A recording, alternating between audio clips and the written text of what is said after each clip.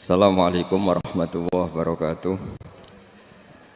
Bismillahirrahmanirrahim. Nahmaduka ya ghafuru ya syakuru. Mashalli wa sallim barik ala sayyidina maulana Muhammadin wa ala alihi wa sahbihi asma'in nama ba'du. Tapi monggo lah kita cerita-cerita Islam, cerita-cerita beragama yang rileks. Kita semua tadi seperti yang dikatakan Kadensus pernah diswani Mas Sufyan Sauri, juga beliau pernah ngaji. Sebetulnya dalam banyak hal-hal yang keseharian itu lebih prinsip ketimbang ide kita tentang hal-hal besar. Saya beri contoh, Allah itu Tuhan yang Maha Kuasa, yang menguasai alam raya ini. Kadang-kadang menjelaskan dirinya itu hanya alladzi at'amahum min ju'. Saya ini Tuhan yang memberi makan kamu saat Anda lapar, saat kalian lapar. Jadi untuk beriman kepada Tuhan yang Maha Esa, kepada Allah, kamu yakin yang memberi makan kamu itu Tuhan. Apapun kecewanya Anda terhadap tetangga, terhadap negara, terhadap mertua, terhadap istri, itu kecewa Anda tidak akan mati. Tapi kalau tidak makan itu mati. Sehingga Allah mensifati dirinya kadang pakai keseharian. Alladzi at'amahum min ju'. Tuhan itu siapa? Yang memberi makan kamu ketika lapar. Tapi kamu untuk syukur itu nunggu punya istri cantik, neriman, gampang diatur, membolehkan poligami. Terus 4 istri itu neriman semua, loyal semua. Itu sombong betul. Mau syukur saja kok repotnya seperti itu. Jadi mau syukur ya ada makanan dimakan. Itu. Kalau ngantuk ya tidur. Ayatnya wa min ayatihi manamukum billaili wan nahar. Maksud ayat Allah itu tidur. Nah keangkuhan-keangkuhan ini yang menjadikan kita itu jadi repot hidup. Wong untuk syukur kok nunggu tadi. Mertua baik, tetangga baik, istri baik. Apa saja di sekelilingnya harus baik. Nah keinginan berlebihan ini menjadikan kita lupa ada hal-hal yang paling kita butuhkan. Yaitu oksigen. Kita boleh nempat di buminya Allah. Alladzi ja'ala lakumul ardo firasya. Bumi kamu tempati enak. Coba kalau gempa.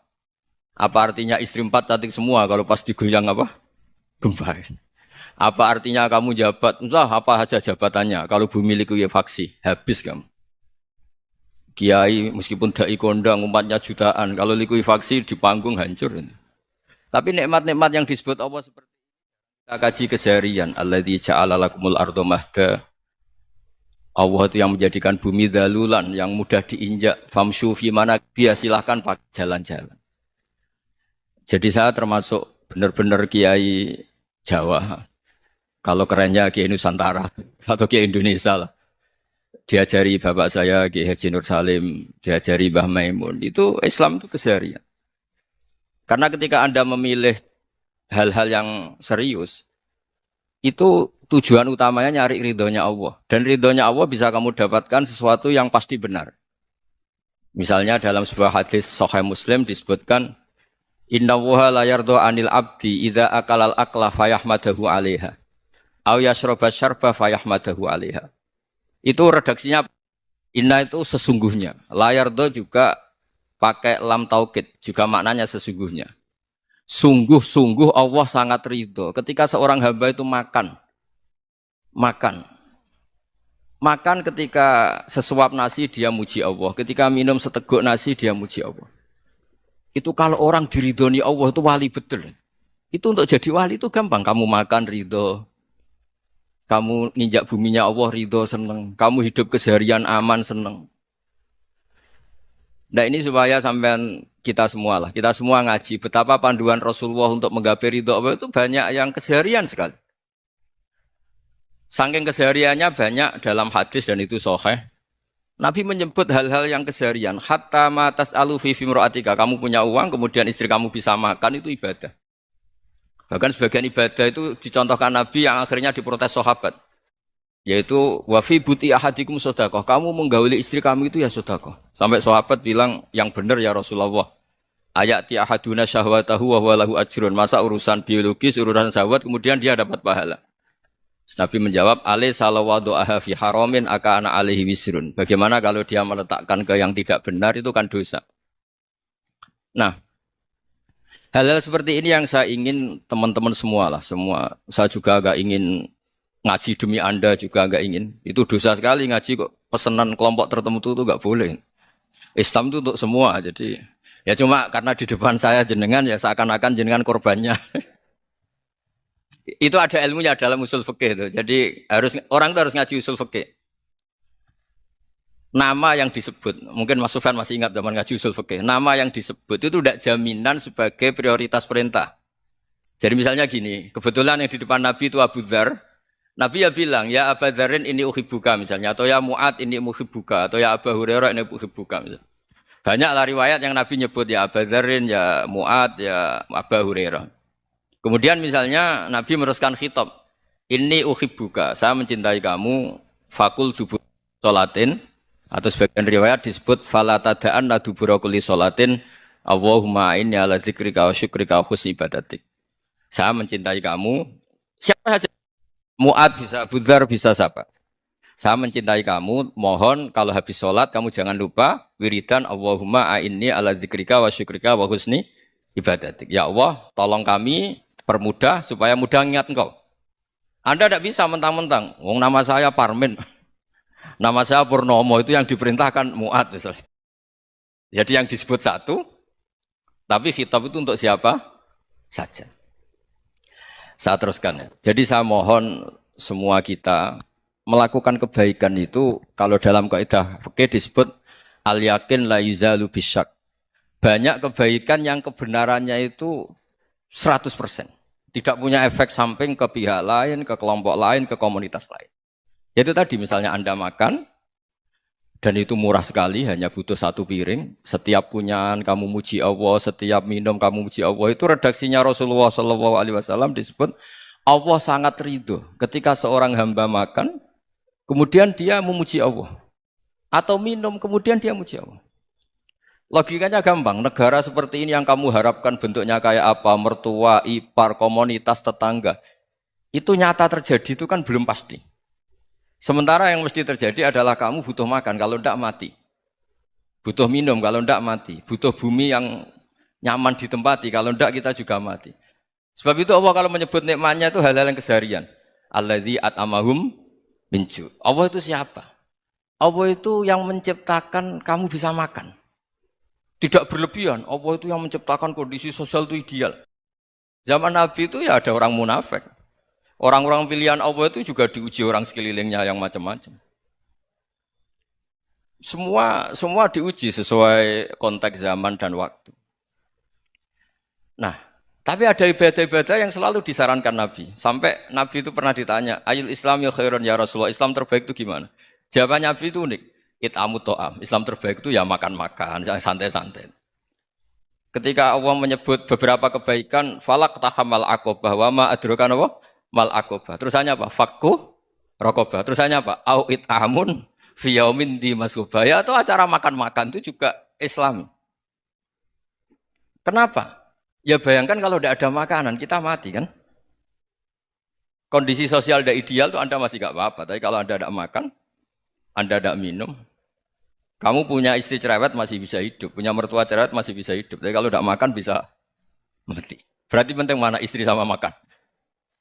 Penting mana? Makan. Semoga istri Anda dengar, nanti kamu disuruh makan tapi pulang deh. Itu kalau dibahasakan makan masih memahami. Penting mana nasi satu piring dengan istri. Enggak ada nasi mati, enggak ada istri belum mati. Penting mana? Enggak berani jawab kan? Nah, ternyata Anda ada garang kan di depan istri. Jadi saya mohonlah, mungkin Mas Sufyan Sauri tadi yang bisa bantulah. Teman-teman tuh ngaji yang keseharian saja. Karena kita nyari ridho Allah itu berdasar firman Allah. Dan firman Allah itu menyebut keseharian tuh riang, gampang. Yaitu tadi misalnya, wa min ayatihi manamukum billaili wanar. Termasuk ayat-ayat Allah itu kamu tidur. Maka dulu itu ada guyonan, ada tokoh Mu'tazilah. Kelompok dalam Islam yang berpikir manusia itu bisa menentukan ikhtiarnya sendiri. Karena saya bisa duduk, duduk, ingin berdiri, berdiri. Karena kelompok ini nggak terima kalau semua kehendak Allah, nanti bagaimana kalau semua kehendak Allah kok ada hisab, ya ada sanksi. Lucunya itu, dia akhirnya, ini cerita ya, mencintai seorang perempuan, cantik sekali. Dan itu dia menjadi ahli sunnah itu oleh hal-hal yang sepele. Karena istrinya cantik, Ya namanya suami istri itu hubungan intim. Terus ditanya, Mas, masih ingin lagi? Masih. Silahkan diulang lagi. Wah ya tidak bisa. Katanya manusia bisa menentukan yang diinginkan. Itu tobat itu. Itu nggak bisa ditobatkan Mas Sufyan Ats-Tsauri. Orang cantik yang mudah nobatkan orang itu orang cantik. Segampang itu. Akhirnya kita tahu, makanya kalau dalam kitab Hikam itu disebut al-akil mayakul madza yaf'alu wa hubi wal ghafil mayakul madza af'al. Orang yang punya akal karena sadar ini wilayah Allah, semua milik Tuhan. Itu dia tiap hari berpikir, besok Allah akan melakukan apa terhadap dunia ini. Kamu merencanakan suatu mau plesir ternyata gempa. Mau wisata ke Rusia ternyata perang. Kamu tidak pernah tahu apa yang akan terjadi besok. Wa ma tadri nafsum madza taksibu ghada. Tapi Anda semua kita ini sering punya jadwal permanen. Makanya saya kalau diundang siapa saja, sana takdir. Yang jelas Gus ini acara penting. Ya masih acara penting nak pangeran ngersakno piye? Kok ape dadi pangeran? Kamu kok mau jadi Tuhan? Itu kadang ya kiai. Penting Gus acara ini jenengan harus memastikan bisa. Loh kamu itu yang ngajarin tauhid, sesuatu itu biadillah kok bilang-bilang apa pas? Pasti. Kalau maksa terus tak tobatkan dong kamu kata saya itu. Ya kalau gitu Gus bilang insya Allah. Wah itu hati saya, fisik saya, roh saya sudah bilang insya Allah. Tidak usah kamu latih kata saya. Nah hal-hal tauhid keseharian itu gampang sebetulnya. Wal ghafil yaqulu madza af'al. Tapi orang yang lupa Allah dia setiap hari bilang besok apa? Kita bisa melakukan apa? Seakan-akan dia itu aktor, dia penting, dia subjek permanen, dia. Padahal kita ini hanya objek kehendak Allah Subhanahu wa taala.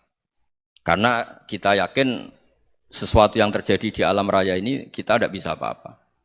Makanya saya sering ngaji, sering bilang saya. Ketika Anda mensifati Allah, Dia yang menghidupkan. Sudah itu tanamkan sehingga ketika kita mati santai saja. Kenapa santai? Allah punya cara menghidupkan kita. Zaman kita hidup juga gak tahu caranya ngelola jantung, ngelola paru-paru. Kamu juga gak tahu ngelola oksigen yang tidak beracun, tidak ngandung polusi. Tahu-tahu hidup. Gak ingin tua ya tahu-tahu tua. Gak ingin mati tahu-tahu mati. Selama ini kita hidup juga gak tahu apa sebetulnya. Hanya gaya tok, punya jadwal, punya planning. Kalau kamu bisa menentukan pilihan Anda, pasti Anda istrinya cantik, 4 neriman semua, kona'ah semua. Nyatanya enggak kan? Ada 1 jelek, cerewet. Wah itu kan, nyatanya enggak bisa apa-apa Anda kan? Dan kamu bawa mati lagi. Itu kan, istri Anda juga gitu, punya keinginan, punya suami yang ganteng, yang jabat, yang neriman, yang enggak poligami. Ya enggak kesampaian juga. Kalau kita ngitung tingkat kegagalan kita itu gagal terus. Ya kan? Nah, terus ingat Allah. Madza yaf'alu wa bi. Orang yang punya akal selalu berpikir Allah itu menghendaki apa terhadap saya. Lalu sama-sama orang itu. Ngelihat orang yang serius. Itu kata Anda itu pemikir berat, serius. Senang punya tokoh yang merengut karena kamu anggap serius. Tapi sebagian orang anggap orang yang serius itu wong merengut, wong masam, wong muka kok ditekuk. Jadi sama itu hati ya muqallibal qulub tsabbit qalbi ala dini karena kita enggak tahu cara berpikir kita tentang orang lain, tentang sekeliling kita. Misalnya kita orang baik yang jenis ngrumat fakir miskin. Ada orang bangun masjid mewah itu janggal. Apa artinya masjid mewah kalau banyak orang kelaparan? Tapi kalau yang jenis pendidikan apa artinya masjid mewah kalau enggak bisa ngaji? Nanti yang jenis infrastruktur apa artinya ini kalau semuanya punya sudut pandang yang berbeda-beda. Dan Islam mengapresiasi semua kebaikan. Tapi katakan semua kebaikan itu adalah kehendak Allah Subhanahu wa taala. Karena apapun baik Anda itu pakai fasilitas yang diberikan oleh Allah Subhanahu wa taala. Sehingga ini yang disebut qulillah tsumadarhum fi khawdihim yal'abun. Ya kembali tadi ke tema-tema bahwa keseharian Anda ini sudah Islami. Saat Anda tidak bisa melakukan apa saja. Saya sering ada jenazah, biasanya kalau tetangga meninggal saya sering disuruh ngelepas. Saya bilang orang ini baik karena sering ngelamun di rumah, sering nganggur di rumah. Ditanya sama anaknya, kenapa Gus nganggur baik? Ya kalau dia nganggur artinya juga enggak berbuat sesuatu yang maksiat kan? Ya kan? Orang nganggur di rumahnya ya enggak bunuh orang, enggak maling, enggak korupsi, ya namanya nganggur di rumah. Lah cuma istri cara pandang nganggur enggak menghasilkan uang gitu. Tapi juga enggak menghasilkan kriminal kan? Jadi sebenarnya Islam itu makanya kalau sampai ngaji usul fikih itu ada kitab usul fikih namanya Lubul Usul itu terkenal sekali di pesantren itu. Itu kalau ngapresiasi keseharian itu luar biasa. Izma min mubahin illa wa yatahaqqaqu bihi tarku haramimma. Karena keseharian yang mubah saat Anda lakukan itu ada kehebatan yang luar biasa, yaitu meninggalkan haram. Makanya dulu banyak orang-orang alim ketemu temannya itu guyon sampai semalaman. Itu biasanya yang semangat Islam, itu kiai kok tidak tahajud, kiai kok tidak witir. Orang yang sedang mapan uangnya banyak, malam itu tidak kelayaban itu sudah luar biasa. Melawan nafsu supaya tidak maksiat itu sudah luar biasa, supaya lupa guyon sama temannya semalaman sampai subuh. Gejolok-gejolokan ngenang zaman miskin, zaman kuliah nggak jelas, zaman apa. Melihatnya jangan tarkut tahajud. Seperti ini meninggalkan tahajud, tapi meninggalnya ini talkul muharramat. Jadi kayak apa hebatnya? Sehingga Imam Ghazali punya riwayat yang agak unik. Hatta takuna ibadatu akhiri hadil ummah iku an-naum.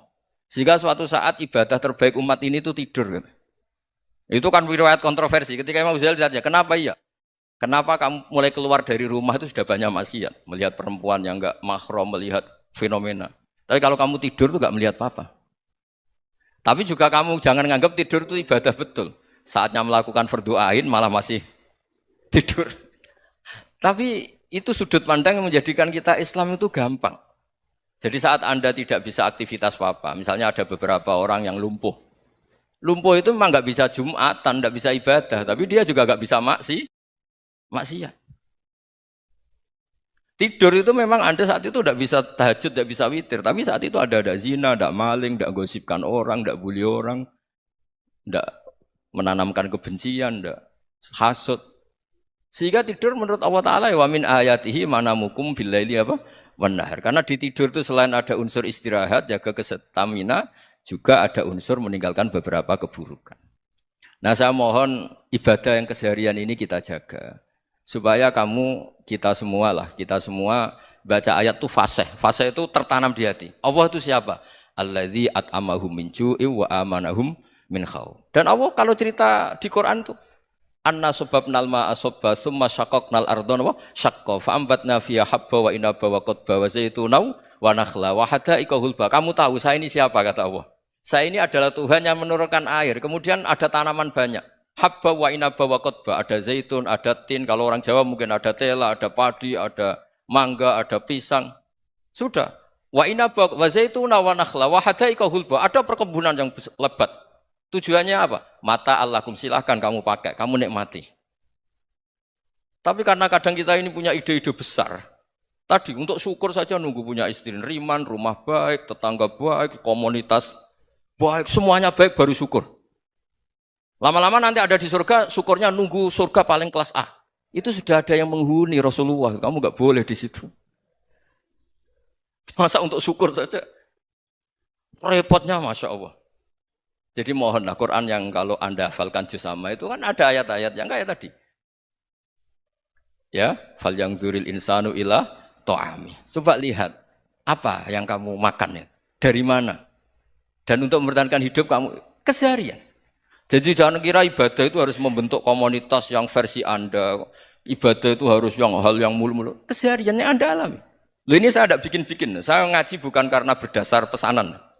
Itu ayat yang saya baca kan betul ada ayatnya kan. Fal yang dzuril insanu ila ta'ami. Anna sababnal ma'a sabba. Thumma syaqqaqnal arda syaqqa. Fa ambasna fiha habba wa inaba wa qadba wa zaituna wa nakhla wa hada'iqa khulba. Terusannya apa? Mata'al lakum, silakan kamu nikmati. Mata itu silakan kamu nikmati.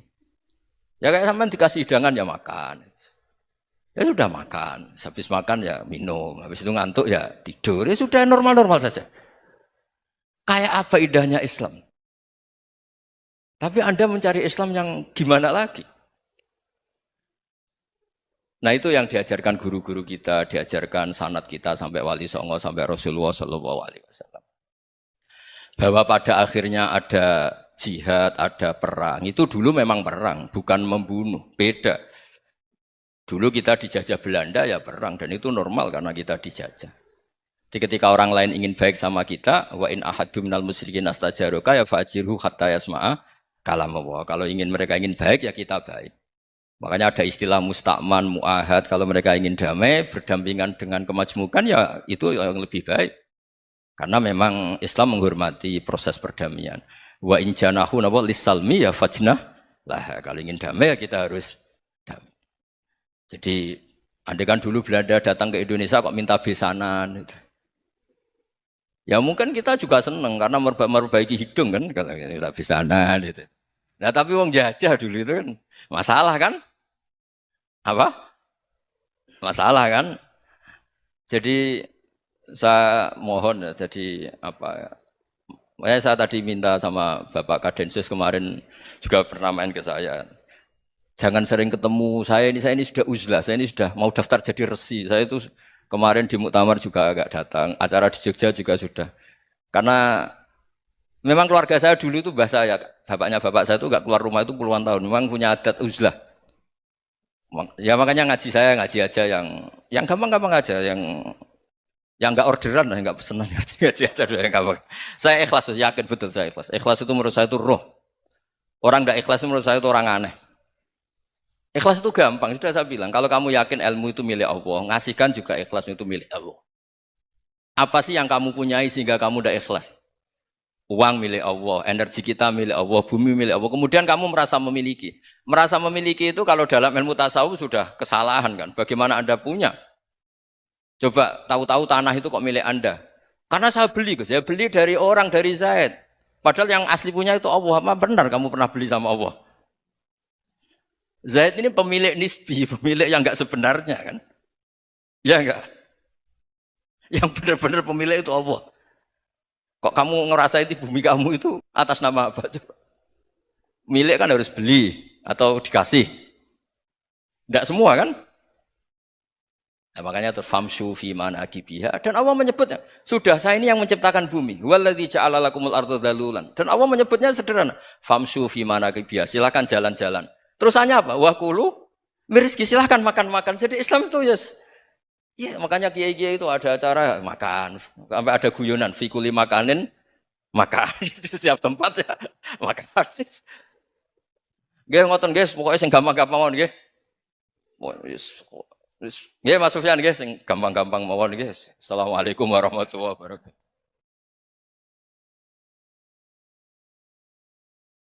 Perasaan saya juga seluruh ulama di dunia. Saya ulang lagi, perasaan saya juga seluruh ulama di dunia. Bahwa Islam masuk itu macam-macam sebabnya. Dulu kita tahu, kita sebagai warga Indonesia, Islam masuk itu ya dibawa orang yang agak kedonyan, ya kayak jenengan lah kira-kira gitu. Ya kayak mbak-mbak ini, ya agak-agak mata duitan itu. Karena kita tahu rata-rata ahli sejarah mengatakan Islam di Indonesia dibawa kiai apa pedagang. Pedagang tuh nyari uang, apa nyari dakwah kira-kira. Ya semoga Anda mirip-mirip seperti itu. Ya jadi nyari uang karena ada nurani Islam sehingga tetap saja membawa Islam. Saya tidak tahu Islam Anda ala apa, tidak tahu. Pokoknya mau ngaji ya berarti Islam ala ahli sunnah apa? Wal jamaah. Jadi ini penting saya utarakan bahwa Islam itu agama yang mudah difahami sehingga dibawa pedagang saja ya kasil gitu. Dibawa orang yang kedonyan gak jenengan juga kasil gitu. Dibawa orang baik ya kasil, dibawa orang broken juga kasil. Ini penting saya utarakan karena saya ngaji di mana-mana bilang ciri utama kebenaran absolut adalah kebenaran yang bahkan orang nggak benar saja bisa bawa.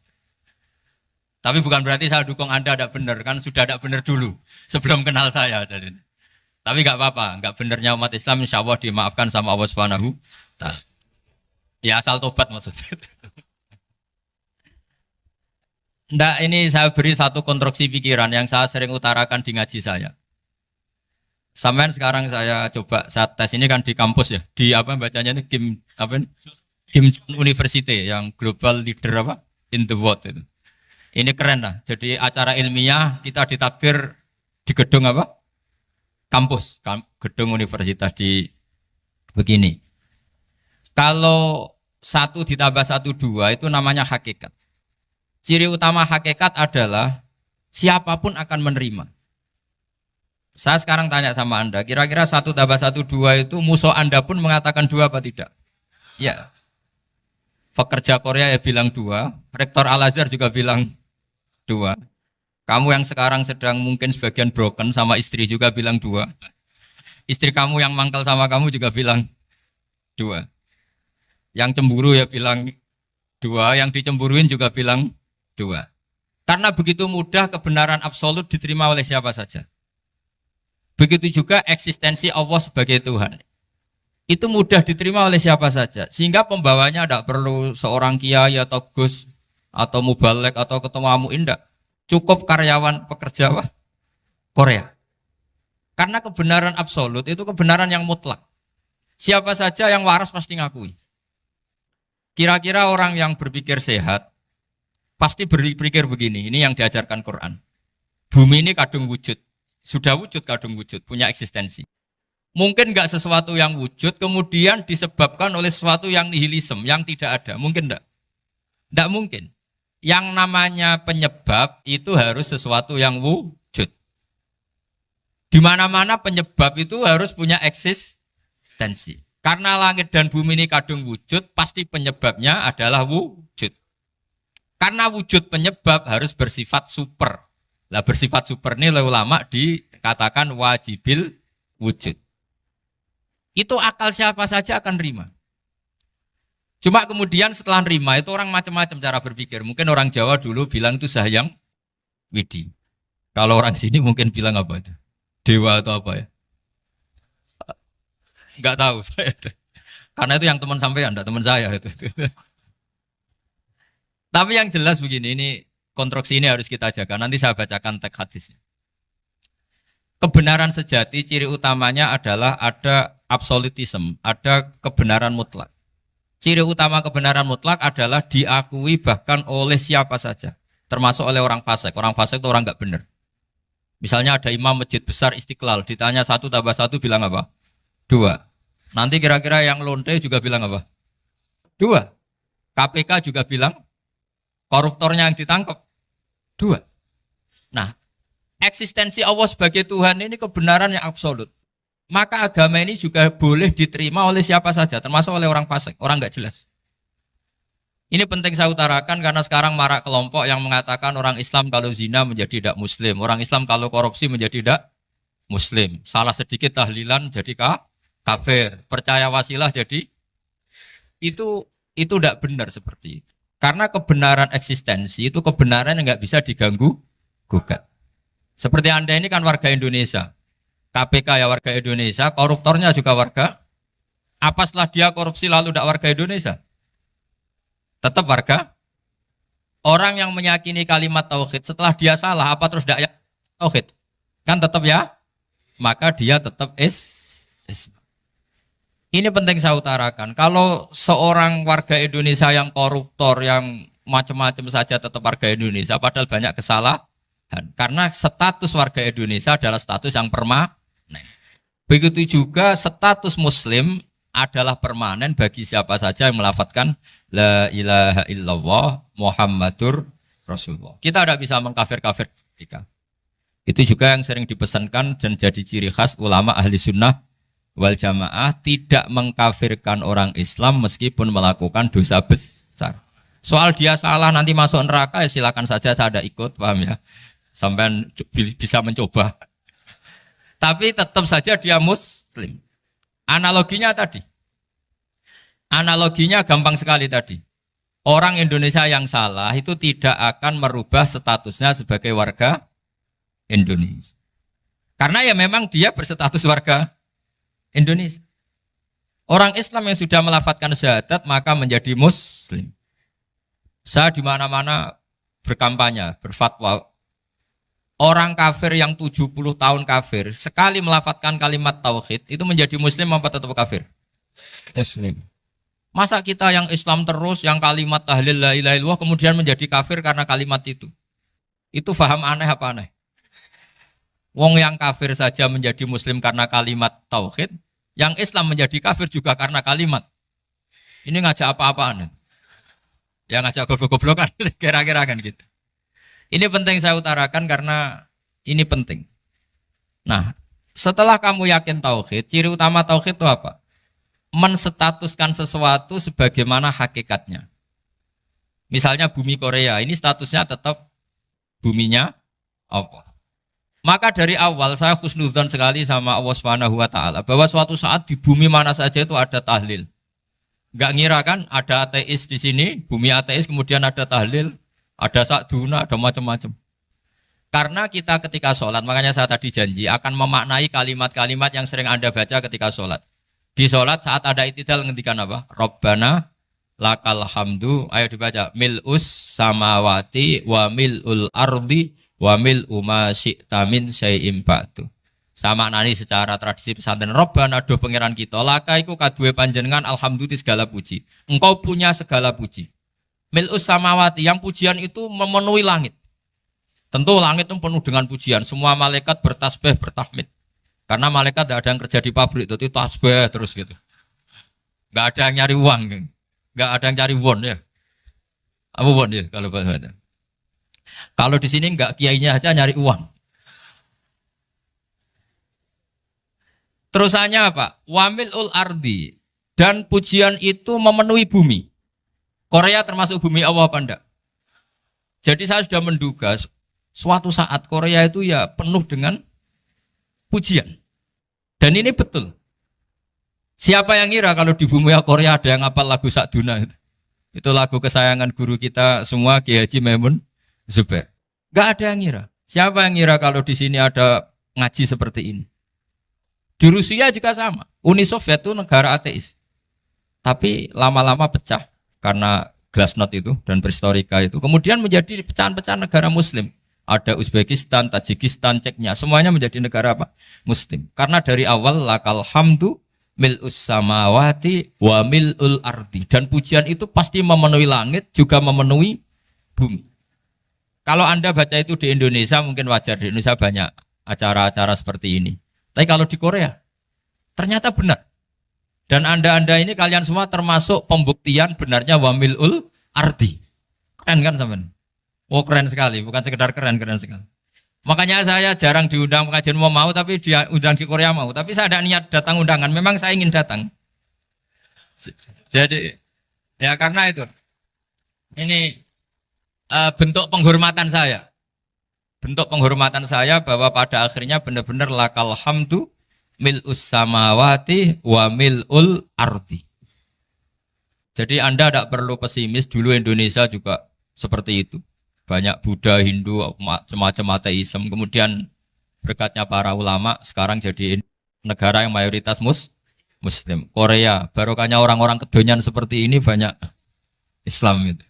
Enggak apa-apa. Karena sebagian agama Islam, sebagian sejarah ditulis di bawah pedagang-pedagang Gujarat. Kira-kira orang Gujarat ke Indonesia dulu yang namanya pedagang cari apa? Uang. Tapi namanya orang Islam, hatinya tetap adanya tauhid. Nyari uang ya tetap sambil dakwah. Kalau yang ke Korea langsung kiai mungkin tidak seramai ini Islam. Karena kalau kiai datang langsung dicurigai jadi misionaris. Jadi ribet malah. Tapi kalau sampean nggak ada yang curiga. Namanya pekerja, pekerja saja nyari uang. Dan itu memang fakta. Cuma kadang ya sadar terus ya bagus lah seperti itu. Nggak apa-apa. Maksud saya ini saya memberi support, memberi tasjek bahwa Allah itu luar biasa. Jadi kalau ingin menyebarkan agamanya macam-macam. Kadang kiai tidak bisa mengislamkan orang, itu anak-anak mahasiswa pacaran, itu banyak yang pacarnya itu masuk Islam. Tapi sampean jangan bilang pacaran halal, ya tidak pernah halal. Tapi Allah kalau menghendaki memberi hidayah itu jalannya macam-macam. Ada yang lewat kerja, coba yang bayangkan ada tahlilan di Korea itu semua kiai tidak pernah bayangkan. Tapi setelah banyak pekerja di sini, kemudian mereka insaf atau sedang insaf, tidak tahu ini. Sampai kapan insafnya juga tidak tahu. Tapi yang jelas ini hebat. Ini apa? Hebat. Tahu-tahu ya seperti ini. Makanya iman saja Rabbana lakal hamdu mil'us samawati wa mil'ul ardi. Masih ditambahi wa mil'u ma syi'ta min syai'im ba'du. Karena Allah itu zat yang tidak terperikan, zat yang tidak terbatasi. Maka pujian di langit dan bumi ini masih kurang. Masih ada apa saja yang nanti akan dipenuhi oleh pujian kepada Allah Subhanahu wa ta'ala. Wa mil'u ma syi'ta min syai'im ba'du. Dan pujian kepada Engkau ya Allah akan memenuhi semua ruangan yang Engkau kehendaki. Mungkin suatu saat negara-negara yang sekarang yang paling minim Islam itu di Amerika Selatan. Kayak di Argentina dan sebagainya. Itu nanti suatu saat nanti suatu saat juga penuh dengan pujian karena tetap Rabbana lakal hamdu mil'us samawati wa mil'ul ardi wa mil'u ma syi'ta min syai'in ba'd. Saya di Jogja setiap akhir ngaji saya ajarin wiridan. Mungkin wiridan ini tidak asing bagi jenengan karena sering saya baca. Subhanallah wa bihamdihi adada khalqihi wa ridha nafsihi wa zinata arsyihi wa midada kalimat. Bahwa kita memuji Allah itu adada khalqi sesuai jumlah makhluk Allah. Semua makhluk Allah meskipun kelihatannya mengecewakan, ini semuanya memuji sama Allah Subhanahu wa taala. Meskipun kadang kita kecewa, kadang kita tidak cocok. Coba barokahnya Anda ini agak-agak kecewa gitu dengan Indonesia karena nggak menyediakan lapangan kerja untuk Anda. Tapi ya nggak kecewa-kecewa amat ya, agak-agak saja. Karena Anda tetap semua mencintai Indonesia. Gara-gara agak-agak kecewa cari negara lain. Akhirnya di Korea, ada yang di Jerman, ada di Inggris. Tapi bawaan pernah ngaji di musola, Islam ini ke bawah. Sehingga karena Islam ini ke bawah, tahu-tahu ada komunitas yang memikirkan Islam. Umumnya orang mikir Islam itu ya bikin masjid. Kalau di Korea unik, nyewa apa? Nyewa gedung untuk masjid. Itu kalau diceritakan di Indonesia aneh. Ini masjid sewaan. Masjid. Tapi kalau di sini lazim karena kalau beli mahal ya cukup sewa. Saya tidak tahu kalau dalam terminologi agama tempat Anda sujud ini nanti jadi saksi di akhirat. Itu yang permanen apa yang sewaan tidak tahu. Jadi nanti bumi ini tanya, ya saya ya Allah pernah dipakai sujud, tapi setelah 1 tahun nggak kuat menambah lagi. Makanya saya dukung tadi yang ada gerakan masjid apa. Sebenarnya permanen nggak permanen itu tetap bagus, ada usah memaksakan. Yang jelas saya sudah ikut nyumbang lelang tadi, dan saya berharap uang itu benar-benar untuk masjid. Kalau untuk takmirnya juga nggak apa-apa, yang penting untuk menghidupi masjid. Saya juga termasuk kiai yang nggak suka kalau hukum itu terlalu fanatik. Misalnya uang ini untuk masjid, kemudian imamnya diterlantarkan. Karena alasannya ini untuk masjid. Imam kan tidak masjid. Nah ini kalau imamnya nggak diservis, kemudian mutung terus pulang ke Indonesia. Ini jadi masalah. Tapi saya juga nggak suka kalau ada negara gitu. Betul-betul saya tidak suka. Yang imamnya itu terlalu diservis. Ini buruk sekali kan. Pernah ada anekdot, ini anekdot tapi nyata. Ada negara yang sangat sehat, Islamnya sangat sehat.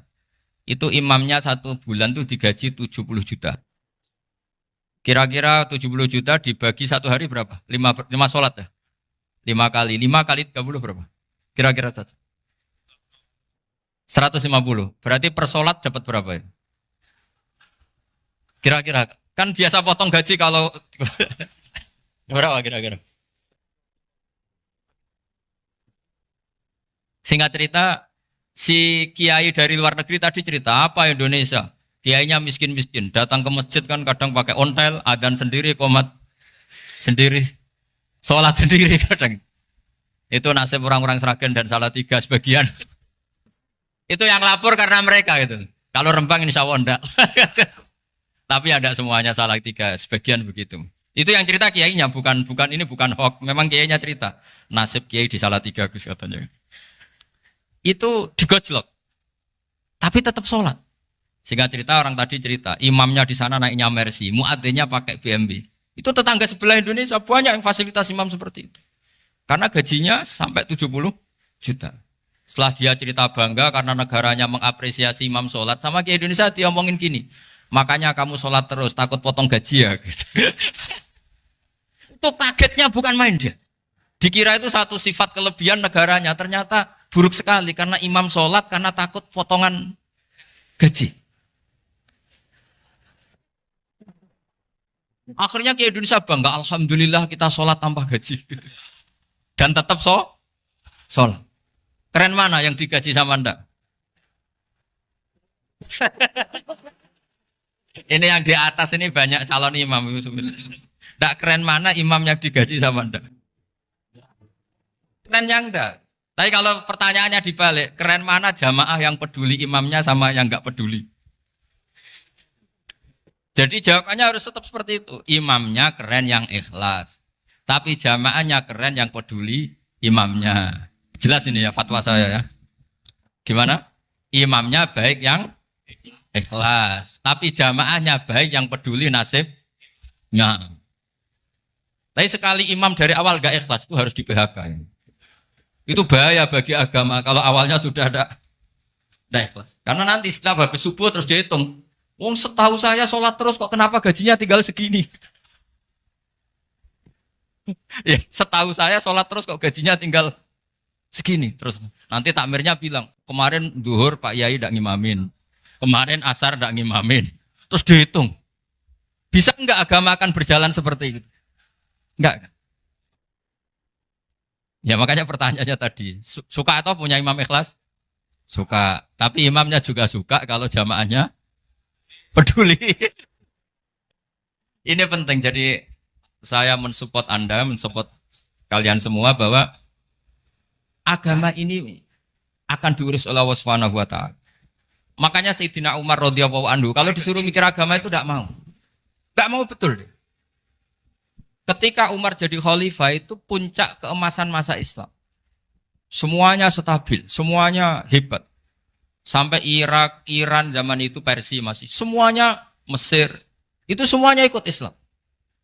Ketika Islam pada puncaknya, yang dikhawatirkan oleh masyarakat adalah begini. Lalu setelah Umar itu bagaimana? Islam setelah dipimpin orang yang tangguh, yang kuat, yang waroi, yang zuhud. Lalu setelah Umar itu gimana? Tapi Umar disuruh mikir gak mau. Sampai setiap Abdullah bin Umar jalan-jalan di kampung-kampung itu abahnya dianggap pecundang. Tahu sampean pecundang? Orang yang gak tanggung jawab. Karena orang-orang bilang gini, ya Abdullah bin Umar, bagaimana pendapat Anda kalau ada penggembala kambing di tengah hutan atau di tengah padang rumput, kemudian dia ninggal gelanggang kambingnya. Kamu anggap penggembala ini gimana? Oh itu penggembala yang dolim itu. Pasti kalau kambing ditinggal ya kacau. Apalagi ini ummatu Rasulullah Shallallahu Alaihi Wasallam. Ini abah kamu tidak pernah wasiat, tidak pernah ngatur suksesi. Lalu Islam setelah dia bagaimana? Suruh dia ngomong penggantinya siapa? Karena beliau sudah sepuh harus ada suksesi. Akhirnya Abdullah bin Umar lapor ke Umar. Ini gimana bah orang mengkomplain begini, begini, begini. Apa kata Umar? Agama itu beda dengan kambing katanya. Agama itu milik Allah Subhanahu. Mbok saya pikir, tidak saya pikir tetap jalan. Nah ini terbukti. Jangan ulama ya ndak, mufti ya ndak, tapi bisa menjalankan agama. Kalau agama sampean pikir malah rusak. Sudah pokoknya lakukan saja, tidak usah dipikir. Akhirnya betul. Karena agama ini milik Allah. Soal kita serius memikirkannya itu karena khidmah. Karena kita ingin berbakti pada agama. Tapi Anda tidak boleh berpikir kalau agama ini butuh pemikiran Anda. Beda loh ya. Kita khidmah agama serius karena kita ingin mengkhidmai agama. Tapi agama ini tidak pernah butuh kita. Karena agama ini akan diurus oleh Allah Subhanahu. Coba pas sampean kecil, orang jilbaban di Indonesia itu banyak apa banyak sekarang? Banyak sekarang. Kiainya mutu orang dulu apa mutu orang sekarang? Tapi perkembangan Islam itu ramai sekarang apa ramai dulu? Ramai sekarang. Islam menyebar di seluruh dunia itu zaman Wali Songo, zaman sampean keren mana? Keren sekarang. Kualitas solehnya sampean sama Wali Songo? Wali Songo. Ini betul. Karena agama ini diurus oleh Allah Subhanahu wa taala. Maka kata Sayyidina Umar, agama ini innallaha ta'ala yahfadhu dinah.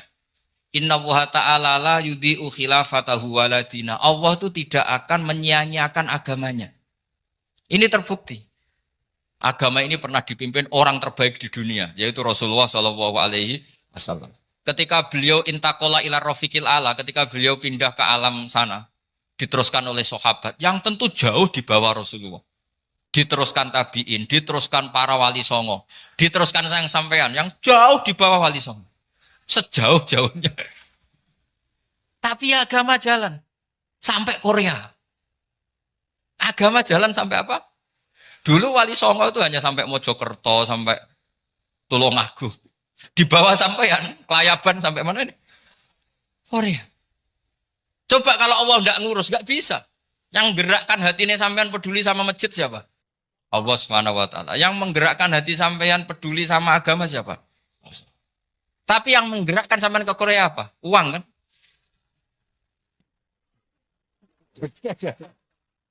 Enggak, enggak apa-apa, jujur saja, jujur ya, santai aja. Ini bagian dari keramatnya jenengan. Niatnya agak bener tapi dibenerin Allah di sini. Dari awal niatnya kan uang, uang, uang gitu. Tapi setelah di Korea dibenerin Allah. Mbok ingat agama gitu. Keren kan? Makanya yang syukur sama Allah Subhanahu wa taala. Yang bisa hanya Allah taala. Makanya dalam dunia kiai selalu baca apa? Alhamdulillah alladzi hadana li hadza wa ma kunna linahtadiya laula an hadana Allah. Alhamdulillah kita diberi hidayat seperti ini. Kalau tidak Allah tidak bisa. Sudah mata duitan, kadang istri ngomel, mertua tidak percaya. Sudah setengah-setengah broken gini di saya tidak tahu sampai ke Korea itu karena broken pas saking sayangnya keluarga. Potensinya hanya dua. Dibela-belain kerja demi keluarga atau agak broken maka ke sini. Tapi apapun potensi itu tetap baik. Itu takdir sudah, itu takdir tidak usah dibicarakan. Semua itu apa? Karena orang kalau sedang rukun ya tidak mau tukaran, kalau sedang tukaran ya tidak mau rukun. Itu sudah semuanya takdir. Kata bapak saya dulu kalau ada orang mau jualan tanah, Pak Yai tanah saya mau saya jual. Ini gimana padahal ini tanah warisan. Kata bapak, nak waya adol ya adol. Memang ini saatnya jual ya jual saja. Nanti kalau kaya saatnya beli ya beli saja. Karena kalau sudah saatnya jual mau beli ya nggak mungkin kan. Mau memang saatnya jual. Kalau sudah kaya kan nggak mungkin jual tanah. Saatnya beli. Maka semoga masalah di keluarga sampean ya masalah musiman. Maksudnya yang tukarannya ini musiman, yang rukunnya permanen. Jangan tukarannya permanen, rukunnya musiman. Setelah melihat yang lebih cantik, katut babon, nggak tahu saya nggak tahu. Nah ini semoga katut masjid ini bagian dari kafaroh sampean itu. Jadi kafaroh kesalahan-kesalahan di sampean. Ini penting saya utarakan karena agama itu beda. Agama ini diurus oleh Allah Subhanahu. Jadi kita mengerahkan pemikiran itu bukan karena kita akan menyelamatkan agama ini, tidak. Agama ini diselamatkan oleh Allah Subhanahu wa taala. Coba kayak apa Uni Soviet kuatnya itu. Mengkooptasi supaya orang semuanya ateis, semuanya komunis. Itu 100 tahun Uni Soviet begitu. Tapi orang-orang Uzbek, Ceknya, Tajikistan tetap mengajari anak-anaknya tauhid. Itu ada yang cerita itu sampai mengajarkan tauhid itu di bawah tanah, di basement. Tapi Allah menghendaki Rusia itu Uni Soviet jatuh. Ketika jatuh, negara-negara ini langsung menjadi negara Islam, yaitu Uzbek, Tajikistan, Ceknya. Mungkin nggak mereka langsung menjadi negara Islam, andai kan saat menjadi Uni Soviet benar-benar menjadi ateis. Nggak mungkin kan? Karena saat dikooptasi Uni Soviet, akidah mereka tetap tauhid. Cuma nggak berani muncul. Artinya apa? Uni Soviet nggak bisa menghabisi Islam. Kurang kerennya Uni Soviet zaman itu. Bisa nggak menghabisi Islam? Nggak bisa. Donald Trump dulu termasuk Islamfobia. Tapi setelah dia anti-Islam, malah orang Amerika demo supaya memperhatikan Islam. Nggak bisa. Makanya Korea pun nggak bisa menghabisi Islam. Kalau sampean menghabisi Islam sendiri bisa. Karena terus nggak mau sholat, nggak mau zakat, itu sampai. Tapi sampean toh yang Islamnya habis, Islam tetap baik-baik saja. Makanya ini penting saya utarakan, supaya kamu pede. Bahwa agama ini pernah dibawa orang yang pedagang. Ya soal ada sebagian pendakwah yang ikhlas ya banyak, tapi sejarah yang gampang kita lihat adalah Islam itu dibawa oleh apa? Pedagang Gujarat, pedagang India. Nggak apa-apa, sejarah itu meskipun sebagian menentang nggak apa-apa, tapi sejarah itu tetap ada. Pasti sebagiannya memang seperti itu, dan itu tidak masalah. Saya ulang lagi, itu tidak masalah. Coba dulu pemain bola kalau di Inggris itu kalau mau sholat susahnya bukan main. Apalagi kalau mau puasa. Kalau di sini kerja puasa katanya mati lu kalau apa? Puasa. Kalau mau sholat katanya dicari mana ini berhalanya kok. Kata orang-orang ateis kan gitu, dicarikan patungnya. Kali ini sholat kok gak ada patungnya, ini gimana ini. Ya ngalamin gitu. Tapi Allah Maha Kuasa. Banyak investor mana itu Dubai atau Qatar yang tertarik investasi di dunia bola. Kayak Sulaiman Al-Fahim makanya beli Manchester City. Itu sekarang pelatihnya negara orang sholat gak berani. Bahkan di tengah stadion dibangunkan masjid. Kalau sampai daftar jadi muadzin bisa. Apa nyanyi Sakduna di sana juga bisa. Dulu Aljazair bencinya bukan main. Apa Perancis sama orang Islam itu bencinya bukan main. Barokahnya Zidane pemain bola. Dan juara dunia. Terus Zidane turunan Aljazair. Akhirnya orang Perancis itu mencintai Islam. Itu barokahnya sepak bola. Allah punya sekian cara untuk mengenalkan Islam. Di Prancis dikenalkan lewat pemain sepak bola. Nah di Korea ini yang agak unik dikenalkan lewat pecinta wol. Saya jamin ini tidak apa-apa, sudah tidak apa-apa, sudah aman, pokoknya aman. Jamin aman. Pokoknya alhamdulillahilladzi hadana lihada wa ma kunna linahtadiya laula an hadana. Karena agama ini dibawa oleh Allah Subhanahu wa taala, yang menjaga juga Allah Subhanahu wa taala. Sama tidak usah khawatir. Kalau ada kelompok tertentu yang mengkhawatirkan Islam, sekarang Islam bahaya gini-gini, itu kurang roja, itu kurang optimis itu. Harapannya sama Allah tipis, harus ngaji lagi. Agama ini limangka nayarjuwa hawal yaumal akhir. Agama ini bagi yang terus-menerus berpengharapan kepada Allah Subhanahu wa taala. Agama ini limangka nayarjuwa, coba bahasa Arabnya roja yarju rojaan. Maknanya harapan. Jadi agama ini bagi yang selalu berpengharapan, bukan yang pesimis, bukan yang hati kecil, apalagi yang tukang putus asa. Coba agama ini begitu luar biasa dibawa orang yang macam-macam. Di Perancis dibawa oleh pemain apa? Bola. Ada masjid di Inggris itu ya dibawa mahasiswa-mahasiswa itu yang dulu sebagian yang nggak pernah ngaji, setelah di Inggris bikin komunitas pengajian. Di Korea dibawa di pecinta apa? Tapi lama-lama cinta Tuhan. Karena ya memang sebenarnya sudah cinta Tuhan. Cuma ya cara cinta ini nunggu punya uang Ya sudah, alhamdulillah seperti ini sudah luar biasa sudah. Insya Allah diterima oleh Allah Subhanahu wa taala. Saya selalu berharap semoga ini tetap satu bukti bahwa Allah itu harus kita sembah di mana-mana. Karena tadi Allah akan selalu Rabbana lakal hamdu mil'us samawati wa mil'ul ardi wa mil'u ma syi'ta min syai'in ba'du. Bahwa pujian kepada Allah akan selalu memenuhi langit dan memenuhi bumi. Bumi Korea termasuk buminya Allah. Makanya pegangan yang saya minta sama pengurus untuk di-share adalah Dawi Rasulullah Shallallahu Alaihi Wasallam. Mungkin nanti panitia harus menge-share itu. Ini Musnad Ahmad, riwayat dari Imam Ahmad. Al-Bilad bila dua. Sudah punya? Nanti di-share ya yang gitu. Al-Biladu bila dua. Bahwa negara hakikatnya adalah negara Allah. Wal ibad ibadullah. Semua hamba hakikatnya adalah hamba. Di hadis itu fahaitsuma asabta khairan fa'akim.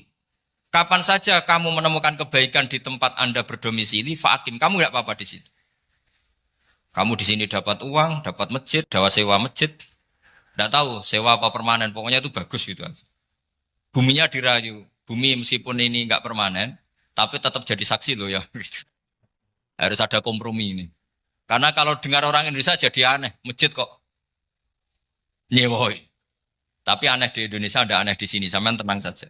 Tentu malaikat pencatat di sini juga sudah tahu kalau sebagian masjid itu sewaan. Jadi ya ada eskal-eskal amat lah, sudah. Enggak janggal-janggal amat karena kondisional Jadi saya nanti minta panitia supaya mengeser tadi hadis riwayat siapa? Imam Ahmad bin Hambal yang diriwayatkan oleh salah satu minal asroh al-mubasyarina bil jannah yaitu Zubair bin Awam.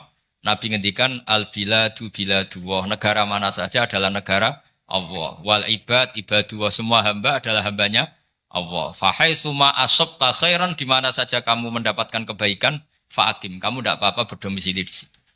Ya saya mohon ini penting sekali. Pokoknya saya mohon kalimat tauhid ini dijaga. Karena kalimat tauhid ini kata semua ulama kasajaratin thayyibatin asluha tsabitu wa far'uha fis sama. Dan kalimat tauhid ini pasti tu'ti ukulaha kullahinim bi'izni rabbiha. Kalimat tauhid yang dibawa umat Islam seluruh dunia. Meskipun dia orang fasik, orang enggak benar, tetap tu'ti ukulaha kullahinim bi'izni rabbiha. Kalimat ini akan membawa berkah bagi orang yang dihinggapi atau didomisili umat Islam.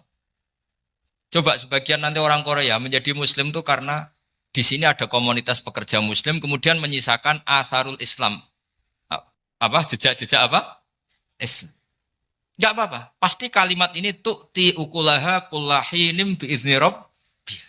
Jadi kalimat tauhid adalah kalimat yang kata Allah tu'ti ukulaha kullahinim bi'izni rabbiha. Anda tidak usah khawatir. Bahwa apa yang Anda lakukan apapun kecilnya akan ditulis oleh Allah Subhanahu wa taala. Kata Allah wa naktubu ma qaddamu wa atharahum. Gimana di surat Yasin itu? Inna nahnu nuhyil mauta wa naktubu ma qaddamu wa atharahum. Saya bisa menghidupkan orang mati dan semua amal kalian saya tulis, kata Allah. Wa atharahum, dan jejak-jejak yang pernah kalian lakukan juga ditulis.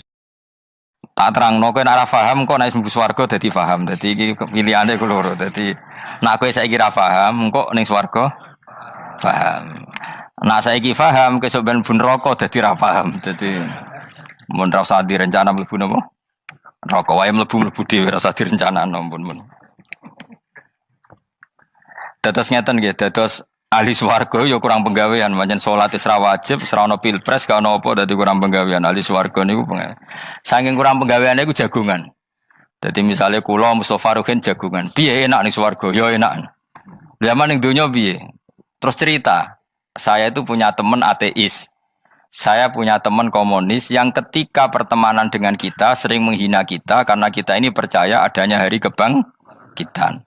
Teman saya itu sering melecehkan idza mitna wa kunna turaba wa idzaman aina lamadinun. Masa kita sudah jadi debu, jadi tulang belulang, kemudian kita akan dibalas amal-amal kita. Jadi singkat cerita, ini nunjukno nak wong soleh oleh kancanan wong dolim. Ya ini catatan ya, bahwa orang soleh itu zaman ning dunya oleh kancanan wong napa? Dolim. Buktinya yang soleh ini masuk surga. Kemudian kenangannya punya teman ateis. Zaman di dunia punya teman apa? Ateis. Entah temannya itu teman kerja atau teman kantor. Tentu tidak teman dalam akidah. Mungkin akidahnya tetap kita Islam, mereka ateis.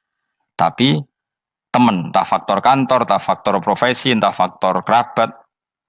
Tapi yang jelas si orang penduduk surga ini punya kenangan, kami dulu punya teman ateis. Ini kanali korin. Yang teman saya yang anti Tuhan itu mengatakan, melecehkan saya, aidza mitna wa kunna turaba wa idzaman aina lamadinun. Masa kita sudah jadi debu, jadi balung, tulang belulang, kemudian kita dihisab. Atau kita nanti ada hari balasan. Nah terus ketika jagungan ini, tadi saya bilang ahli swarga kurang penggawean. Lah piye delok piye? Jare kanca-kancane, moh aku ora melok di kanca. Jadi fayaquluna lah. Jadi ketika Ruhin muni ape delok jare Mustofa, jare Kifat, moh aku gak kancaku, delok dhewe jare. Lah si Ruhin kan wong kurang penggawean, mulai ning donya sampe ning swarga. Terus delok. Terus fattala'a fara'ahu fi sawail jahim. Bareng dekne delok roh kancane kejet-kejet ning neraka. Seneng dekne.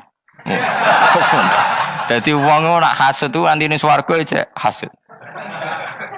Seneng terus muni ngene, tawahi ing kita laturdin. Dulu kamu hampir saja menyesatkan saya. Artinya zaman dia ateis sempat ngerayu supaya Ruhin dadi napa? Ateis. Kowe Islam ya tetep kere, melok ateis ae. Wis kere, zina rawani, maling rawani gak enak. Soalnya sering dirayu-rayu gitu. Makanya bilang apa? Tawahi ing kita laturdin, kamu zaman di dunia hampir saja menyesatkan saya. Walau la ni'matu rabbi lakuntu minal muhdharin. Kalau saja saya tidak diberi nikmat Allah, aku kelakuanku ya koyo kowe, akhirnya masuk neraka koyo kowe. Nah, terus ada soalu taladzudin. Dia tanya tapi saking senenge. Afama nahnu banyitin. Coba lihat saya sekarang. Apa saya sekarang mati? Tidak kan, saya tidak mati kan. Cuma mati pertama saja, mati zaman di dunia. Sekarang saya hidup lagi. Artinya kamu yang dulu memungkiri ada kehidupan, dulu aku saiki tidak mati. Ternyata saya sekarang hidup dan dapat nikmat kowe ning neraka. Dadi ku nunjukno sunnahe manusa iku ora puas nek ora ngalahno musuhe. Nganti ning swarga iku ora lega nek. Dadi manusa iku hasudnya itu terlembagakan sampai akhirat. Jadi wong-wong sing tahu dimaki-maki kubu sebelah, iku nak kubu sebelah mlebu neraka, iku kowe ning swarga gak marem nak gak delok. Dadi hasud iku ya seru no. Dadi nak kula pun mboten, makome mboten nonton, kula mboten. Niku makome Ruhin barang dadi lari lho kan dinyak melarat, gendut, kriting mangkel. Kudu menangi sing ngenyak mlebu neraka. Aja sampe sing ngenyak kita mlebu swarga kene mlebu neraka. Wah. Gak puas ya, no? Makanya gambarannya Quran itu manusia tetap manusia.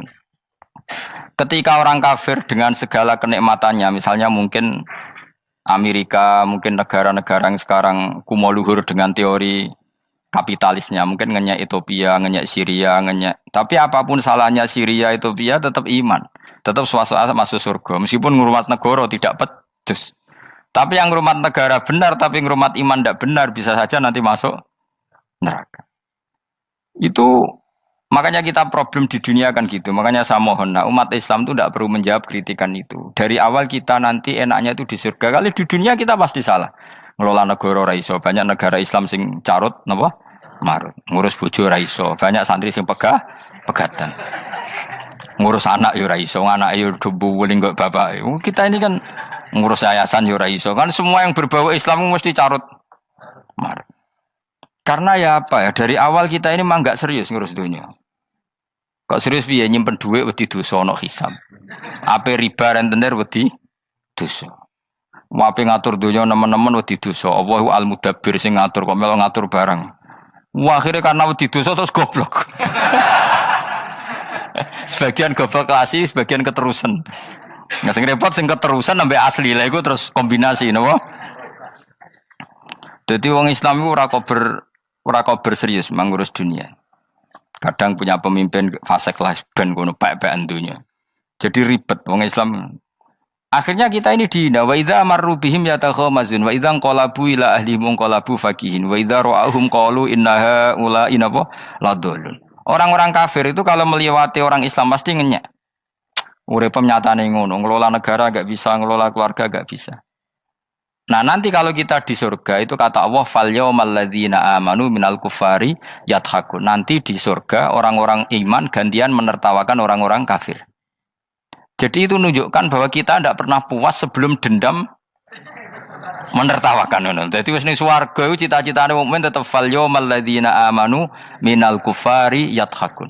Jadi kowe sok ben ning swarga iku ya Allah kasih saya fasilitas bisa melihat penduduk neraka.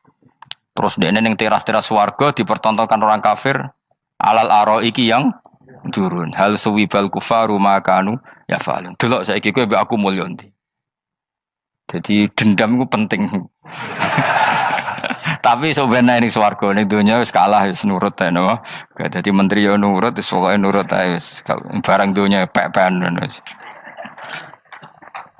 Cuman arah bener ya dielingno iku ya bahaya ora bener. Tapi ora usah kerusuhan, biasa wae. Gremeng ae gremeng soalnya gak dadi udun no. Katanya memang gitu, orang emosi nak diempet tuh dadi udun, dadi wis sadok gremeng. Tapi yang jelas Allah punya sunnah bahwa manusia itu tidak bisa puas sebelum melihat musuhnya kalah. Sehingga ahlul jannah yang notabene sudah penuh kenikmatan itu tetap dia enggak lego. Enggak lego kalau enggak tahu nasib orang yang dulu menghina dia. Makanya ini peringatan bagi kita bahwa kita berteman orang tidak soleh di dunia itu boleh. Buktinya tadi ahli surga ketika jagungan cerita saya punya teman ateis yang selalu mencibir saya, katanya nanti nggak ada hari kebangkitan. Lalu teman ateis saya sekarang di mana? Sekajak kancana dulu ya teman-temannya bilang fayakuluna laga. Tapi si teman ini tetap ingin melihat. Setelah dilihat ternyata itu di neraka. Terus melakukan dialek tadi. Apa yang kamu katakan salah. Kamu mengatakan setelah mati akhir urusan salah. Ternyata saya sekarang tidak mati. Afama nahnu bimai yitin illa mutatanabuna.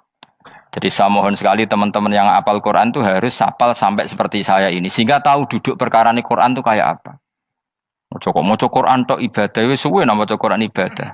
Tapi tidak paham. Wong khawarit sing tukang mateni wong ya hafal Quran. Itu gara-gara ra paham akhirnya kewaco. Nah, kandhani ku angel. Sing kandhani kudu aku. Nah, sing kandhani Mustafa padu merapal kan. Sing kandhani kudu aku. Mbok yo wong ku mikir to. Apa gunane misalnya ki apal Pancasila. Tapi ra iso nglakoni napa? Pancasila. Ngapal tok keadilan sosial bagi seluruh pejabat. Antok ngomong ngono jelas timbang muni bagi seluruh rakyat Indonesia aja boleh. Quran juga gitu. Kita ini manusia punya watak dendam. Tapi dendam ini dikelola oleh Islam. Dendamnya mending swarga wae. Ning donya ben, ning donya mung sedhilu. Tenan betul. Orang-orang mukmin itu sampai belum lega kalau belum ketemu orang yang pernah mencibir.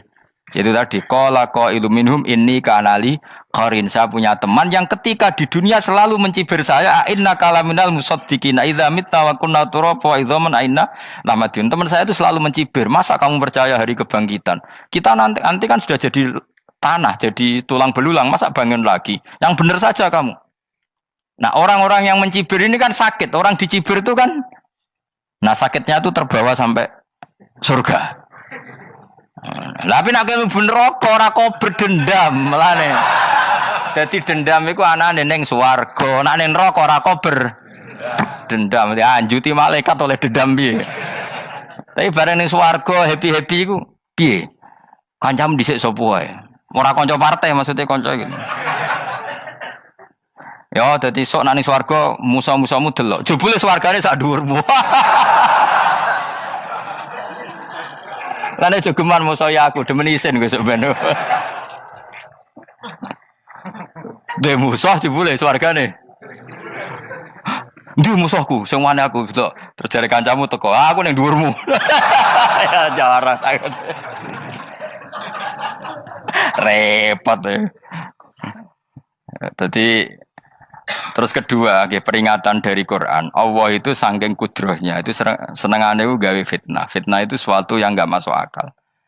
Jadi wong kafir utawa wong Islam piyambak iku kon iman sesuatu yang paradok.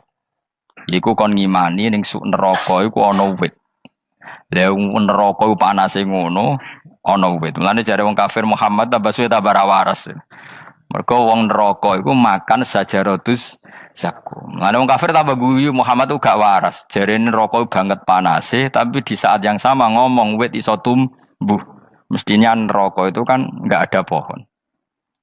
Mulane Allah nate ngendikan wa ma ja'alna ru'yallati arainaka illa fitnatal linnas wasyajaratal mal'unata fil Qur'an. Jadi satu orang itu diuji disuruh ngimani Isra Mi'raj. Nabi yang tetap posisinya di Mekah diberitakan oleh Quran bahwa Nabi telah menembus langit Sabtu dalam lahdoh satu malam. Wong kafir malah guyu-guyu. Terus kedua ada pohon yang tumbuh di neraka. Mulane dawuh pangeran seperti wa ma ja'alna ru'yallati arainaka illa fitnatal linnas wasyajaratal mal'unata fil Quran. Jadi diuji. Yes ngono dunya kaya wong Islam sakniki niku. Yang mengklaim negara Islam tata kelolanya carut marut. Yang negara non Islam kadang tata kelolanya rapi. Sehingga seakan-akan kita ini salah. Ngurus dunia wae ra iso, mung ngurus akhirat. Tapi saya berharap sing dicibir iki sok ben mlebu swarga. Dadi iso dendam. Tapi nek mlebu neraka iku ora kober dendam. Mulane kula mboten gadah rencana mlebu neraka mboten gadah. Kula niku nggih pendendam dadi mangkalku ben kesampaian sampeyan nak teng pundi? Swarga. Kita harus ngalami fal yawmal ladzina amanu minal kuffari yadhakun alal araiki yang jangan sampai kita ngalami kita sendiri disiksa. Kowe ngilu awakmu dhewe, milih dendam apa milih mlebu neraka? Milih dendam ya. Syaratnya mlebu apa? Swarga. Ya. Jadi pangeran itu memang sering damel sesuatu itu paradok. Tapi memang Allah sengaja. Mulane kula bolak-balik matur, ulama itu banyak, yang jaga akhlak ya banyak, yang jaga ilmu yang banyak. Kadang yang jaga ilmu itu yang akhirnya nyuwun sewu cangkem elek dan itu penting. Saya di mana-mana bilang, sesuatu itu kadang nggak bisa dijelaskan secara baik-baik. Syaratnya kudu cangkem elek. Cuma karena itu nggak mungkin kita nisbatkan pada nabi, ben aku wae sing tanggung jawab. Kalau nak dinisbatkan nabi kan elek, maksud nabi kok gerakan cangkem elek. Ben aku wae. Nak pancen salah, aku sing tanggung jawab. Tapi nyalahan aku neraka, yakin neraka. Siji yo ora level, napa siji ora level. Dhisik sahabat itu akhirnya yo nyuwun sewu cara ora sahabat yo cangkem elek. Mergo mangkel. Ada orang munafik saking ora ngajari ngene. Kenapa saya bikin gerakan cangkem elek? Kok janut lho. Kowe asli elek maksudnya cangkemmu wis elek ora kok. Engko nang darane aku harus gebak ora asli cangkemmu wis elek. Wis ngono perkara dunya ora perkara hak. Nah kan perkara hak, cek keren.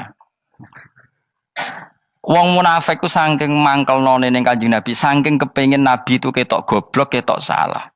Iku kadang takok nggawa untane unta ya. Takok ya, "Mat, unta kuwi sing ngawini untane sapa? Kok anake kok ora kembar?" Terus ana sahabatmu sing cangkem elek koyo Ruhin. Tak pajangi aku. Kowe apa? Dadi oleh muni ku nazautu alaiha, nazautu cara aku sing nyelingkuhi. Terus ki apa? Mergo gak trimo nabine dikei pertanyaan sing gak masuk akal. Paham? Begitu juga ketika mereka nyembah berhala Lata Uzza iku sing cangkem elek ya sahabat. Mergo nabi ra pantes. Cangkem elek bicara, aku gak bengi pas sampe nyembah berhalaku. Jebule pas duyoi luwak. Aku mikir, mosok pangeran duwe luwak menengah iki apa-apaan? Dikencingi apa? Luwak. Ada lagi orang Bedui, orang munafik tanya, Muhammad, idda'aita annaka utiyal wahya. Kamu tuh mengklaim kamu dapat wahyu. Sekarang unta saya hilang. Lalu posisi unta saya di mana? Kamu idda'aital ghaib. Kamu mengklaim tahu barang ghaib. Sekarang unta saya di mana? Sahabat akhirnya kecangkemel, tak colong apa-apa pokoknya. Pergamane. Pokoknya butuhnya mangkel lo, bodoh mangkel lo nih. Mergo gak terima nabi ini nggo pertanyaan-pertanyaan yang tidak mendidik, yang menyudutkan. Yang paling parah mau nazautu alaiha. Yo aku sing nyelunggi wae apa-apa. Nah sama misalnya orang kafir bilang orang Swiss lebih bahagia timbang orang Eropa, orang Ethiopia. Orang Eropa lebih bahagia ketimbang orang Syria. Kamu harus bilang, kata siapa? Coba ukur. Kita yang miskin, kita yang tidak menteri, kita yang tidak siapa-siapa. Andai kan ditimang kebahagiaan kita dengan menteri, tidak mesti kalah. Mereka juga punya atasan yang mengganggu kan. Kue jadi buruh majikan ya tersita oleh atasan. Menteri ya tersita oleh atasan. Kebebasannya ya ada yang tersita. Wayai pengen turu harus ngantor. Wayai kepengen mangan harus rapat. Kamu ya tersita pe mangan rakelar. Ya sesuai tersitanya macam-macam kan. Semua itu kita sama kok. Ada yang sesuatu yang kita tidak kesam, mereka juga sama ada sesuatu yang tidak. Ya. Sebenarnya pola hidup itu kan sama. Dan itu kadang-kadang yang jadi aman kadang-kadang mau cangkem elek sing iso jawabnya. Tapi saya ulang lagi itu nggak mungkin kamu nisbatkan kepada Rasulullah karena Rasulullah itu ahsanan nasi khalqum. Tapi ulama ben tetep ngene iki. Sing kaliber lho ya. Sing kira-kira cangkem elek tetep keramat kok kula lah minimal koyo kula. Kulo nu cangkem elek tetep keramat. Kowe sopan tetep keramat, ora ono ilmune kok. Entekno sopan ora ono pengaruh ya. Entekno sopan tetep keramat aku, yakin keramat aku. Baik sopan lah ya. Ora ono ilmune apa-apa, sopan yo keliru, cangkem elek yo keliru, urip yo keliru, mati yo keliru, pokoke kadung keliru. Ono ulama diomongi, Pak Yai, kalau neraka itu, kalau setan dari api, kemudian setan disiksa api kan sejenis, susahnya apa? Kiai ini mangkel terus ngambil segenggam tanah di sawur ora ini. Loro yai, jari ke kota tanah, kena tanah kok loro. Enggak bisa seperti ini diberi penjelasan baik-baik kan. Setan itu kok geni Pak Yai, jari disiksa di neraka kan enggak apa-apa sama-sama api. Kiai ini ngambil tanah sawur ora ini. Barang mau sakit Kiai, jari kota tanah kena tanah kok sakit. Hanya jangan katakan kalau setan dari api kena api enggak sakit. Coba kamu kasih penjelasan baik-baik. Ngapunten nggih, umpami jenengan nggih. Ngapunten lho niki. Ngapunten lho nggih, umpami jenengan nggih. Ngapunten lho. Kesuwen. Umpami jenengan kena tanah sepundi iki mboten napa-napa, kena tanah kula biasa. Kan kesuwen. Dene mbok sawuri raine. Terus keliliben. Padahal materi manusia dari tanah, ternyata kena tanah. Sakit. Makanya dendam itu penting, tapi tadi loh ya, bukan dalam konteks dunia, ning swarga. Allah iku wis gawe manusa iku duwe dengan tanda kutip dendam tadi. Dekne tetap gak terima. Orang yang dulu menghina saya iman, kemudian orang itu di surga gak terima, makanya diberi hak untuk melihat bahwa temannya masuk neraka. Melane fattala'a fara'ahu fi sawail jahim. Kemudian temannya dilihat, kemudian temannya di neraka. Dan belum berhenti dendamnya di sini. Dia ini ngomel-ngomel, tawahi ingkit talaturdin. Kamu kan yang hampir saja menyesatkan saya. Jadi wong swarga nek ora ngomel ya ora lega. Ayo milih swarga apa milih dendam? Dendam. Jadi mulane ngaji ben kero, dadi ben lega apa? Dadi kowe kudu dendam kan. Kowe wong suga-suga kudu dendam. Jute gak dhisik suga, saiki suga aku jebule sing mbok dendami swargane sak dhuwur. Pancet wong suga menangan. Jadi kudu jelas ya. Jadi kenapa saya bilang cangkemel karena tadi dulu sahabat itu kadang kesulitan nanggepi komentare wong-wong munafik. Karena tadi itu Nabi itu, sampai nak roh ceritanya Nabi dari sisi yang baik-baik saja. Maksudnya baik-baik itu sahabat merawakan Nabi. Wong munafik nak takok aneh-aneh. Ya Muhammad, onta aku iku rondo ireng kok anake rondo ngene iku sing majangi sapa jare sahabat. Aku apa? Wong urusan onta kok ditakokno ora. Dadi niate nglecehno nabi, nabi takoki urusan. Lah kula misale kiai, alim alamah tukang maca jalan takoki, "Gus, jare rukin kula gak ada kucing, Gus." Niku rupane kok beda-beda nu sing majangi kucing putih, Gus. Aku kan ngenyek wong. Kiai ditakoki urusan perselingkuhane apa? Kucing. Bukan nabi itu kono mesti sahabat aku, terus kabeh apa? Ono sing ontane hilang Muhammad, kamu mengklaim tahu barang gaib. Lalu onta saya sekarang hilang di mana? Itu saya sahabat tak jupuk. Maksudnya sahabat tadi agak nyolong mangkel noa ya. Cara aku zaman sahabat kok menangi Nabi. Sing ilang ontamu, Nabi mbok takoki. Engko sing dionto ora iso njaga malah Nabi wong liya mbok takoki. Cok goblok. Enggak mungkin seperti ini kita baik-baik saja. Jajal misalnya ke sopan, ngapunten nggih, Nabi sukani hak mikir ya. Malah kumo luhur kan? Nabi kasih waktu untuk meditasi. Ini kan malah gak kasil sopan gini iki. Unta-untamu dek takon Nabi lah enggak wis ora melok di dunya kan lebih gampang. Gampang di cangkem melek cangkem apik. Jawab. Gampang cangkem melek. Makanya dulu mulai sahabat ada sahabat kayak Umar, kayak Khalid bin Walid gue jagani wong sing ngene iki. Masyhur. Ana wong munafik neh takok, "Muhammad, kamu betul Mi'raj?" "Iya." Sayyidina Ali diparani takok yo. "Ali, sikile mangkat sitok diangkat. Angkat loro-loro ora iso. Ngono jare kancamu iso." Mergo artinya terbang kan kakinya terangkat semua. Sayyidina Ali karena wong pinter nganggep iku guyu tok Sayyidina Ali. Bareng takok Umar, kan dekne kepengen mengalahkan Nabi dan mengalahkan Ali. Terakhir ning Umar. "Mar, kowe iso ngangkat sikilem sitok." "Ta ini." Pekno pedang mbek Umar. Kewani iki. Ngono ku wis ra iso diadepi api-apian. Kok Umar wis ngerti iki ora kena diterangno mbek akal. Makanya saya punya rencana, umpama aku menangi Nabi, itu sangat melek. Nabi ra usah ben tetap ahsana nasi kholqom. Nabi kita selamatkan supaya tetap steril. Masyhur kan, jadi ada orang Yahudi itu membawa kambing mati kan. Wedhus lu mati. "Ya Muhammad, kambing yang mati ini yang bunuh siapa?" Karena Nabi orang tauhid ya Allah. Yang bunuh kambing mati itu Allah. Agamamu ini aneh Muhammad. Yang dibunuh Allah langsung orisinil haram, yang lewat tangan-tangan jahil manusia halal.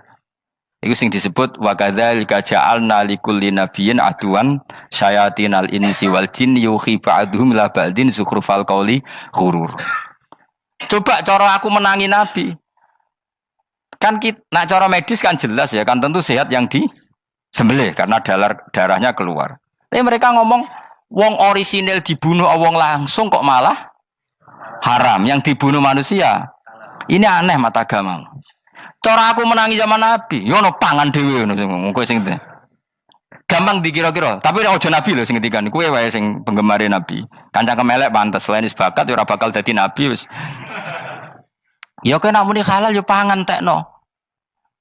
Kan dekne muni halal kan? Ya wis entekno.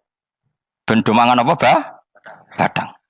Tapi Nabi kan gak mungkin ngendikan seperti. Tapi sahabatnya dong ngendikan gitu. Mergo ya mangkel ngadepi. Jadi kadang-kadang orang itu gak bisa dikasih penjelasan secara apa? Baik-baik. Ya tapi tadi saya ulang lagi, kita kudu tetap nyelametno Kanjeng Nabi. Yes, mulane ulama itu keras masalah bab ngadepi wong fasik itu keras. Masyhur Sidina Ali nanti debat be orang ateis. "Ali, kowe sare terkenal sahabatnya Nabi paling cerdas. Umpama kowe wis mbok rewangi salat, mbok rewangi poso, kemudian sok ben mati ra ono apa-apa. Terus kowe rugi, mbok rewangi salat, mbok rewangi poso, mbok rewangi takwa, ternyata nanti di akhirat ndak ada apa-apa. Lan aku kan enak ning donya, gak tahu salat, gak tahu poso, jadi nanti kalau gak ada apa-apa kan gak masalah. Aku di dunia gak pernah kebebanan aturan-aturan syariat. Masyhur dawuh Sayyidina Ali. Ingka nama taqulu sidqan atau haqqan takhallasta wa takhallasna. Wa ingka nama aqulu haqqan takhallasna wa ahlakta. Siapa lo dhewe? Jika yang kamu katakan benar, yang lolos tidak hanya kamu, saya pun lolos. Jika nanti di akhirat gak ada hisab, memang yang selamat kowe tok, aku lah yo. Selamat dong, bodoh-bodoh ra ono hisab. Ingka nama taqulu haqqan faqad takhallasta wa takhallasna. Jika yang kamu katakan benar, enggak ada hisab, maka kamu selamat, saya pun selamat rumangsamu. Tapi jika yang saya katakan benar, takhallasna wa ahlakta, saya selamat kowe rusak. Niku muga ora sidina Ali cangkem elek tapi, muga ora sidina Ali. Muga sing ngomong Ruhin misal. Kan cangkem elek. Karena orang seperti itu ra iso mbok terangno api-apian. Di kampunten nggih mengke delok mengke. Lho delok mengke kesuwen li. Kowe nek mati wae SMS aku malah do ndi-ndi ngomongnya. Maka jawab Sayyidina Ali, jika yang kamu katakan benar, yang selamat tidak hanya kamu, saya pun selamat karena tidak ada apa? Hisab. Tapi jika yang saya katakan benar, maka takhallasna wa ahlakta, saya selamat, kamu rusak. Mulane cara kula wong Islam kudu yakin mlebu swarga. Senajan to pun rokok sik. Saya berkali-kali bilang, kita pun nuruti khawatir. Sebenarnya sholat kita potensi gak diterima Allah karena ada ikhlas. Puasa kita juga gitu. Tapi masalahnya kubu sebelah darani siapapun mati itu masuk swarga. Lan aku kalah iklan iso kalah. Lan aku kampanye paling gampang ngaji swarga, ngaji ra paham yo swarga, go kitab ngalor ngidul yo swarga, modus gaya-gayanan yo swarga. Ngaji mergo mangkel bojo yo swarga. Ngaji nglalekno utang yo swarga. Oh, apa kubu sebelah wae swarga terus bosok kene sing iman kok. Swarga. Soal akhir ki mlebu neraka tak kandhani wis enteni sik sabar. Pada akhirnya tetap masuk swarga. Pada akhirnya kapan? 10.000 tahun apa ya ora. Ayo ora kepengin orang nglakoni kok. Jadi ini penting ya. Jadi kita harus terbiasa berpikir secara tadi ya. Sarohku sahabat ulama itu nak ngadepi wong fasik itu akhirnya cangkem elek. Mergo kadang penjelasan lebih gampang. Cuma tadi saya ulang lagi, Nabi harus kita selamatkan. Tajane Nabi Ibrahim yang podo parah. Jadi ketika beliau mematahkan semua berhala yang kecil kan kapaknya dikalungkan berhala yang bareng ditakoi. Him siapa yang melakukan itu? Takono sing nggo kapak, ora nggo kapak. Jare ketuane wong kafir, utekem lho him wong karuan berhala ora bukan nakoki, ora karuan iso ngomong, bukan nakoki. Lah utekem ning ndi karuan ora ngomong mbok sembah. Asline berhubung Nabi Ibrahim darane ngendikan, lah sing nyora aku. Lah yo muga iku ora nabi, iku cangkem elek ta cangkem apik. Muga ora nabi lho. Mergo Nabi Ibrahim diutek-utek utekem lho, mu karuan berhala watu kok kon nako. Jare Ibrahim utekem tak kok karuan watu kok mbok sembah. Iso diterangno api-apian. Ngapunten nggih. Ngapunten sanget niki niku. Kesuwen yakin kesuwen. Lah cuma ke mari siko Nabi ku ya iku netok sing cangkem elek iku. Tapi ora demi hak, demi hadun. Nah iku sing mari elek. Apa logikanya? Saiki musuh dhisik musuh saiki gabung kuwi barang-barang donya kok mbok soal. Nyoal barang akhirat itu keren apa?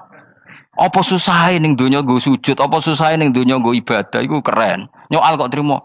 Dhisik musuhan kok saiki rukun ben donya kok mbok soal ben wis jegeman santriku ngono sini-sini aku. Ciri utama wong apik nyebalano barang dunya, tapi nek akhirat seri. Kayak aku mestine paten soalku wis ngaji jalalan kok gak dadi wali ku maksudku piye? Tak ulang mulai 2005 kok ora alim-alim maksud. Tapi kita wari jawaban tawaduk. Ya tak wari jawaban apa? Karena kita ndak ingin nyaingi guru apalagi melangkahi. Ya tak warai ya. Jadi sajane kula saged alim Gus, tapi mboten sae nglangkahi guru. Mulane kula nyuwun pangeran tetep bodho. Kersane tetep sopan, tidak nglangkahi. Setuju ya? Dadi soalnya enggak takoki. 2005 lho kan 2005. Berarti pirang tahun? 14 tahun. Tak takoki dadi mubalek yo ora, khotib yo ora. Krungu kabar Ruhin Wali yo ora. Nuruti kecewa-kecewa. Tapi setelah ada jawaban tawaduk ya soleh. Memang enggak baik, murid nyalip guru itu enggak baik. Ya ora apik, ora iso ya ora terus pokoke. Jelas gitu. Terus niki bukti orang soleh itu boleh berteman orang macam-macam. Bernya ini ahlul jannah bercerita dulu punya teman ateis. Jelas gitu. Yang teman itu mengingkari adanya hari kebang, tapi nyatanya orang soleh ini tetap masuk surga. Artinya apa? Pertemanan di dunia sama orang ateis ini tidak menghalangi dia masuk surga. Tentu ya sebatas pertemanan. Ora konco golek demenan iku ora jenenge konco iku. Maksudnya berteman mungkin satu kantor atau ditakdir tetangga atau ditakdir apa. Tentu tidak ngikuti apa kemaksiatannya, tapi tetap berteman. Karena istilahnya ini kanali korin, saya punya teman sohibun yungkirul ba'sa, saya punya teman yang mengingkari hari kebangkitan, yang teman itu setiap kali ketemu saya mencibir saya, inna kalaminal musad dikin aidza mitna wa kunna turaba wa idzaman inna lamadi madinun. Teman saya itu selalu mencibir, masa kita nanti dibangkitkan lagi padahal kita sudah jadi debu dan jadi tulang belulang. Lalu teman saya ini nasibnya gimana? Bersama Allah dipertontonkan, ternyata teman itu masuk neraka. Intinya apa? Orang soleh ini ketika di dunia punya teman orang tidak soleh, dan itu tidak disalahkan Allah. Tetap dia ahlil jannah, dan temannya karena salah tetap ahlin. Nah, hanya gak ada cerita terus berhubungi kancamu, kowe mlebu neraka ndak. Makanya kita rileks saja di Indonesia. Kancanan tonggo macam-macam tenang aja. Sementing alaikum anfusakum la yadurrukum man dhalla idza tadaitum. Yang penting jaga diri kamu sendiri, dan setelah diri kamu terjaga tidak masalah orang sekeliling kamu sesat. Ya ayyuhalladzina amanu alaikum anfusakum la yadurrukum man dhalla idza tadaitum. Jaga diri kamu, kualitas hidayat kamu jaga, kualitas kebaikan kamu jaga.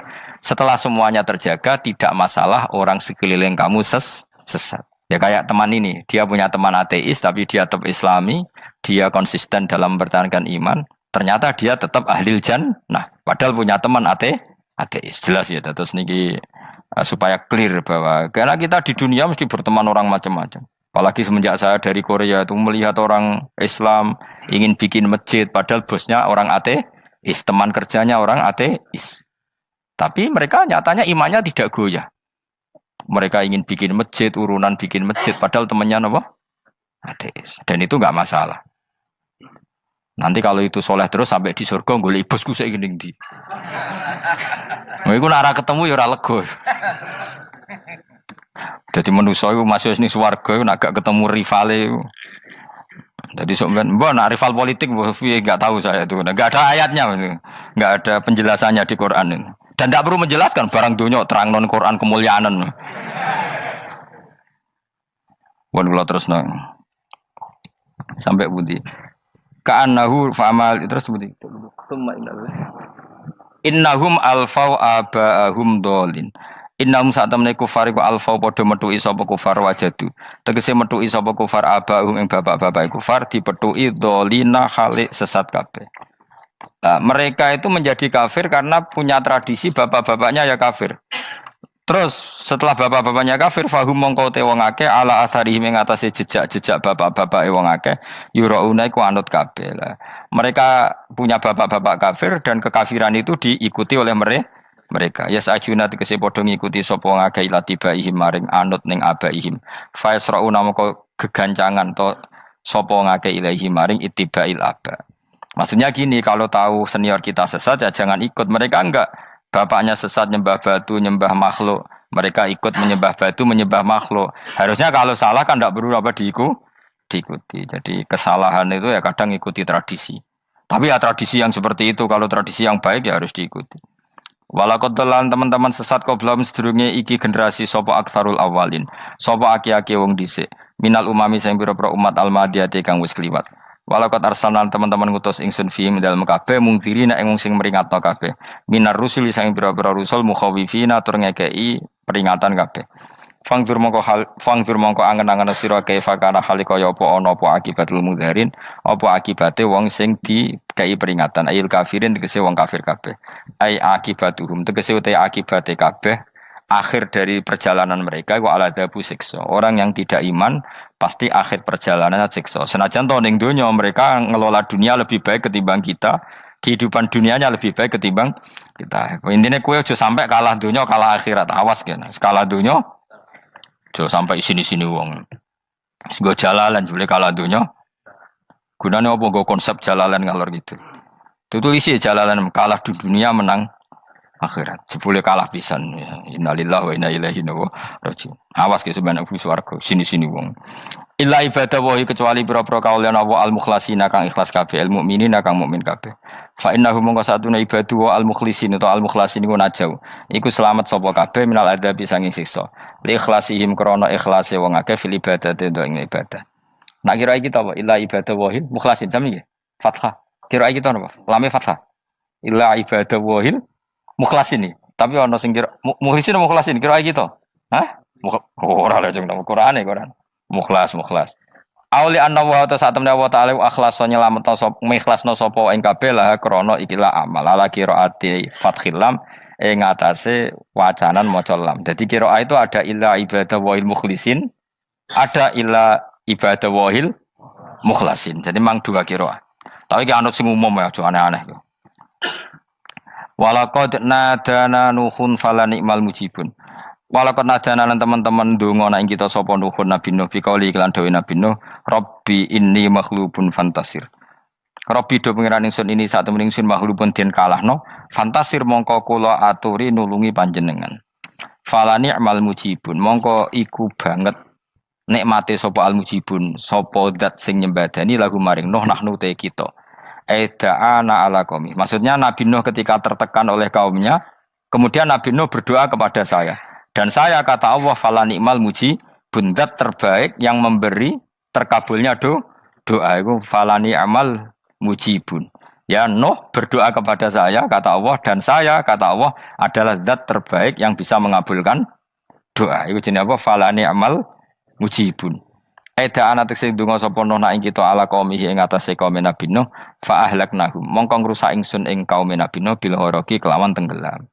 Jadi kowe nak mangkel mbek wong-wong sing ora iman iku pilihane iku kowe parek pangeran. Nak parek pangeran nak sing ora iman dikalahno pangeran. Kowe ora usah dadi ekstremis, malah ribet dhewe. Pasrahno napa pangeran. Lah nek kira wali ora mandi-mandi, ora mandi ya wis. Sementing kowe ning donya bernegara secara sehat, gak perlu dadi napa? Teroris, gak perlu dadi napa ekstremis. Karena Nabi Nuh ketika mangkel mbek kaume, Nabi Nuh ngebom mereka apa matur pangeran? Matur pangeran, kemudian pangeran sendiri yang ngambil napa tindakan. Kowe yo ngono mbek musuh-musuhmu sing hasud mbek kowe. Tapi mbah konang pangeran malah bela kono. Lah kadang musuhmu luwih bener timbang kono ya. Timbang kowe. Kono kerja keras sugih. Terus duweni kowe sekere turu. Terus mbok pasutno jebule pangeran bener. Kok kowe pemalas. Kono bekerja keras. Yo mbah nak ngono. Lan jegeman di musuh wong saleh. Mergo nak maksudno malah balik ning kowe. Di musuh sing ra saleh dadi menang kowe. Nak padha ra saleh ya mbok ra jelas. Fa ahlaknahum mongko ngrusak ingsun hum ing kaum Nabi Nuh bil gharaqi kelawan apa tenggel. Sehingga nabi-nabi dulu nak kecewa mbek musuhe iku mature teng pangeran. Mboten kalau perang itu beda loh. Nabi kalau perang dia perang di arena perang di Badar di Uhud. Jadi janjian terus duel. Ora kok musuhe turu terus di sebelah mboten enten ngono. Ya kalau mau perang ya janjian. Jadi fair. Mereka nantang Nabi, tentu kan tidak baik kalau kebenaran ditantang kebatilan tidak berat. Terus akhirnya ya duel ini wow.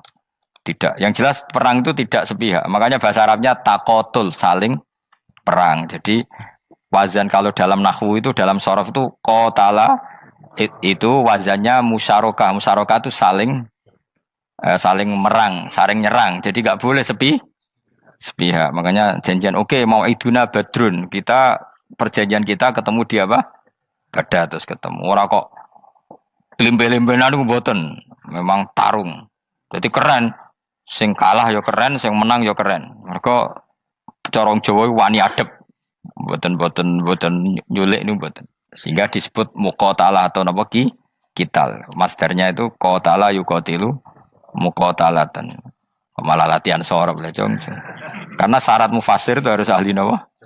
Sorab.